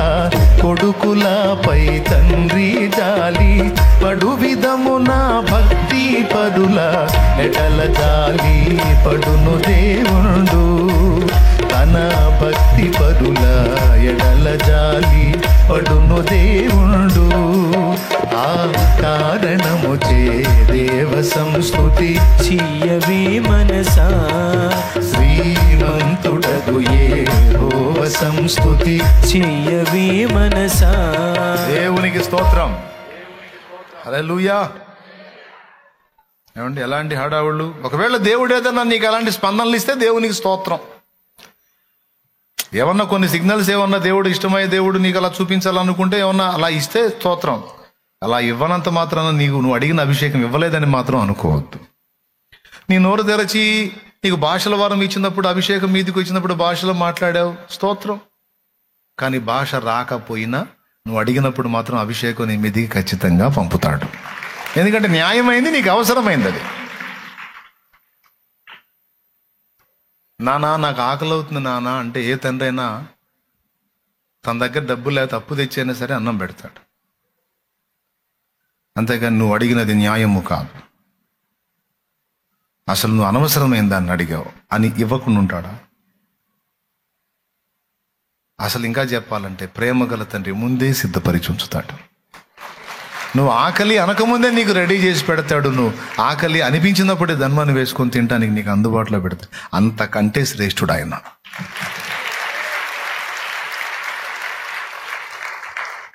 చెప్పండి, అడిగినప్పుడు ఇచ్చాడా ఇవ్వలేదా? ఏంటిది? అభిషేకం, ఆత్మశక్తి. 2, నువ్వు అడిగినప్పుడే జ్ఞానము తగిన కాలం ముందు అది నీలో నుంచి వెల్లడవుతుంది. అసలు నీలో ఇంత జ్ఞానం ఉన్నట్టు, నీలో ఇంతగా పని జరుగుతున్నట్టు, నీ ద్వారా మాట్లాడిన మాటలు అవతల వాళ్ళ జీవితాన్ని ప్రభావితం చేయగలవు అన్నట్టు నీకు అర్థం కాదు. కానీ ఆయా సందర్భాలు వచ్చినప్పుడు నీ నుండి వచ్చేటువంటి రిప్లైస్ని అవతల వాళ్ళు చూసినప్పుడు వాళ్ళ మైండ్ పోయింది. ఆ శక్తి అక్కడ కనపడింది. 2, 3వది పడకుండా నిన్ను కాపాడటానికి తన వాక్కుని, పడినా తిరిగి నిన్ను లేపటానికి తన ఆత్మని, తన శక్తిని నీకెక్కడ చూపిస్తాడు? మన బలం ఎక్కడ కనపడిద్ది?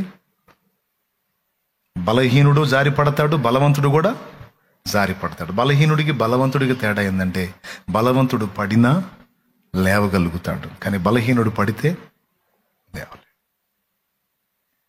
నువ్వు ఎన్నోసార్లు తొట్టుపడి కూడా తిరిగి లేవగలిగావంటే దేవుని బలం అక్కడ నీ దగ్గర పనిచేసింది.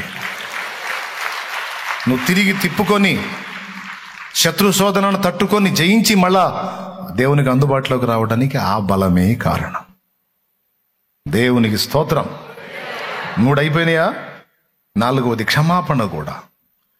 దేవుణ్ణి అడిగినప్పుడే దేవుడు నీకు అనుగ్రహించాడని విశ్వసించు. అంతేగాని క్షమించాడో లేదో, ఒప్పుకున్నాడో లేదో అని దానికోసం ఏం సిగ్నల్స్ అడగవాకు. ఇదొక దరిద్రం కూడా ఉంది. దేవా నువ్వు నన్ను క్షమించినట్టయితే మంచి వాక్యం ఒకటి చూపించిన ఆయన, క్షమించకపోతే చెడ్డ వాక్యం చూపించానంటే మరి ఇట్లా కూడా అడగాలని మనసుకు వచ్చింది. అసలు ఏం అడగొద్దు. నువ్వు మోకాళ్ళలోని క్షమాపణ అడిగావు, దిద్దుకోవడానికి ఇష్టపడ్డావు, పాపమును అసహించుకున్నావు, పొరపాటును ఒప్పుకున్నావు, ఇంకా అట్లా ఉండొద్దు అని తీర్మానం చేసుకున్నావు. దేవుడు క్షమించాడు. నువ్వు అడిగిన ప్రతి సందర్భంలోనూ ఆయన నిన్ను క్షమించాడని ప్రగాఢంగా విశ్వసించు. యేసు రక్తము కడగని పాపం ఏదీ లేదు. ప్రతి దోషమును కడిగి పరిశుద్ధపరిచి ఎప్పటికప్పుడు మనల్ని నీట్గా ఉంచే ప్రేమామూర్తి మనకు తోడుగా ఉన్నాడు. అలాగని పాపం చెయ్యమని నీ మాట చెప్పట్లేదు. ఇట్లాంటి అవకాశం ఉంది కదా అని అడుగులు జారమని నేను చెప్పట్లేదు. ఆయన రక్తంతో నిన్ను నన్ను కడగటం తెలుసు. పద్దాకల సోది చేష్టాలు చేస్తే మూతి పగలగొట్టడం కూడా తెలుసు. ఎందుకంటే డాడీ. ఎవరు? డాడీ. బురద పూసుకుంటే డాడీ, బురద డాడీ అంటే బురద గడుగుతాడు. ఎందుకు పోయినావు బేటా అని కడుగుతాడు. ఒకసారి గడుగుతాడు, 2 సార్లు గడుగుతాడు, 3 సార్లు. ఓర్పు గల్ల డాడీ 4 సార్లు గడుగుతాడు. ఎంత ఓర్పు గల్ల డాడీ కూడా 5వ కోపం వచ్చింది. ఈసారి బురదలో పడింది ఒక తప్పు అయితే బయటికి తీసి 4 దంతాడు. కాళ్ళు కడిగేటప్పుడు కాలు కేసి ఒకటి బాస్తాడు, చేయి కడిగేటప్పుడు చేతి కేసి ఒకటి బాస్తాడు. ఎందుకు? ప్రేమ. రైట్, 4 అయిపోయినాయి. 5వది, వారు పోవుచూ ఉండగా శుద్ధులైరి. స్వస్థత విషయంలో కూడా ఇదే నియమం వర్తించింది. నువ్వు ప్రార్థన చేసి నన్ను స్వస్థపరచమని దేవుణ్ణి అడిగావు. ఇక అయిపోయింది, నేను ముగిస్తున్నా. సంతోషంతో స్తోత్రం చెప్పండి గట్టిగా. అది ముగింపును కూర్చిన సంతోషం ఇంత ఉల్లాసంగా ఉంటుంది అనుకోలేదు నేను. దేవునికి మహిమ కలుగును గాక. ఏమండి, మొత్తం గట్టిగా చెప్పారు. ఇంకోసారి చెప్పండి. ఇప్పుడు ఆలోచించి చెప్పారు, తేడా పడ్డట్టున్నామని. స్వస్థత విషయంలో కూడా అదే వర్తిస్తుంది. నీ ఆరోగ్య విషయంలో నువ్వు దేవునికి అడుగుతున్న ఏ దాని విషయంలోనైనా అదే వర్తిస్తుంది. ఒక స్వస్థతే కాదు, దేవుని నుండి నువ్వు ఏ కార్యం ఆశించినా నేను అడిగినది నా తండ్రి ఇచ్చాడని నీవు విశ్వసించిన ఎడల పొందగలవు అన్నాడు. నువ్వు అడిగిన ప్రతిదీ రికార్డ్ అయింది అక్కడ.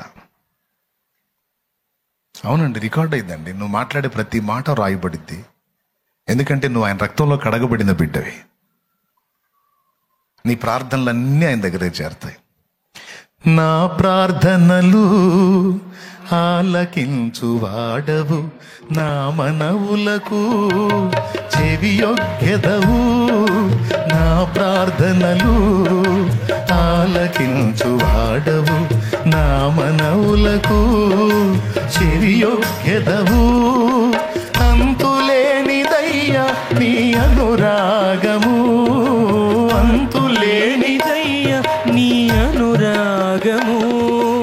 అమరం అతి మధురం నీ దివ్య స్నేహము, అమరం అతి మధురం నీ దివ్య స్నేహము. అందుకొనుము దేవా ఆరాధన, నా దీన స్తుతి నివేదన. అందుకొనుము దేవా ఆరాధన, ఆరాధన, ఆరాధన, ఆరాధన, ఆరాధన. అందుకొనుము దేవా ఆరాధన, నా దీన స్తుతి నివేదన. అందుకొనుము దేవా ఆరాధన. దేవునికి మహిమ. అడుగు, నువ్వు ఆయన రారాజని అడుగు, మహారాజని అడుగు, శ్రీమంతుడని అడుగు, స్వస్థపరచగలవాడని అడుగు, ఆయన పాదాలు పట్టుకుని అడుగు. ఆయన ఇచ్చాడని నమ్ము, నీ మనవి అక్కడికి చేరిందని నమ్ము, ప్రభు ఆలకించాడని నమ్ము, సమాధానం ఖాయమని నమ్ము. ఎప్పుడు ఏది అందించాలో నువ్వు అడిగిన వాటన్నిటికీ తగిన కాలమందు జవాబిస్తాడని నమ్ము.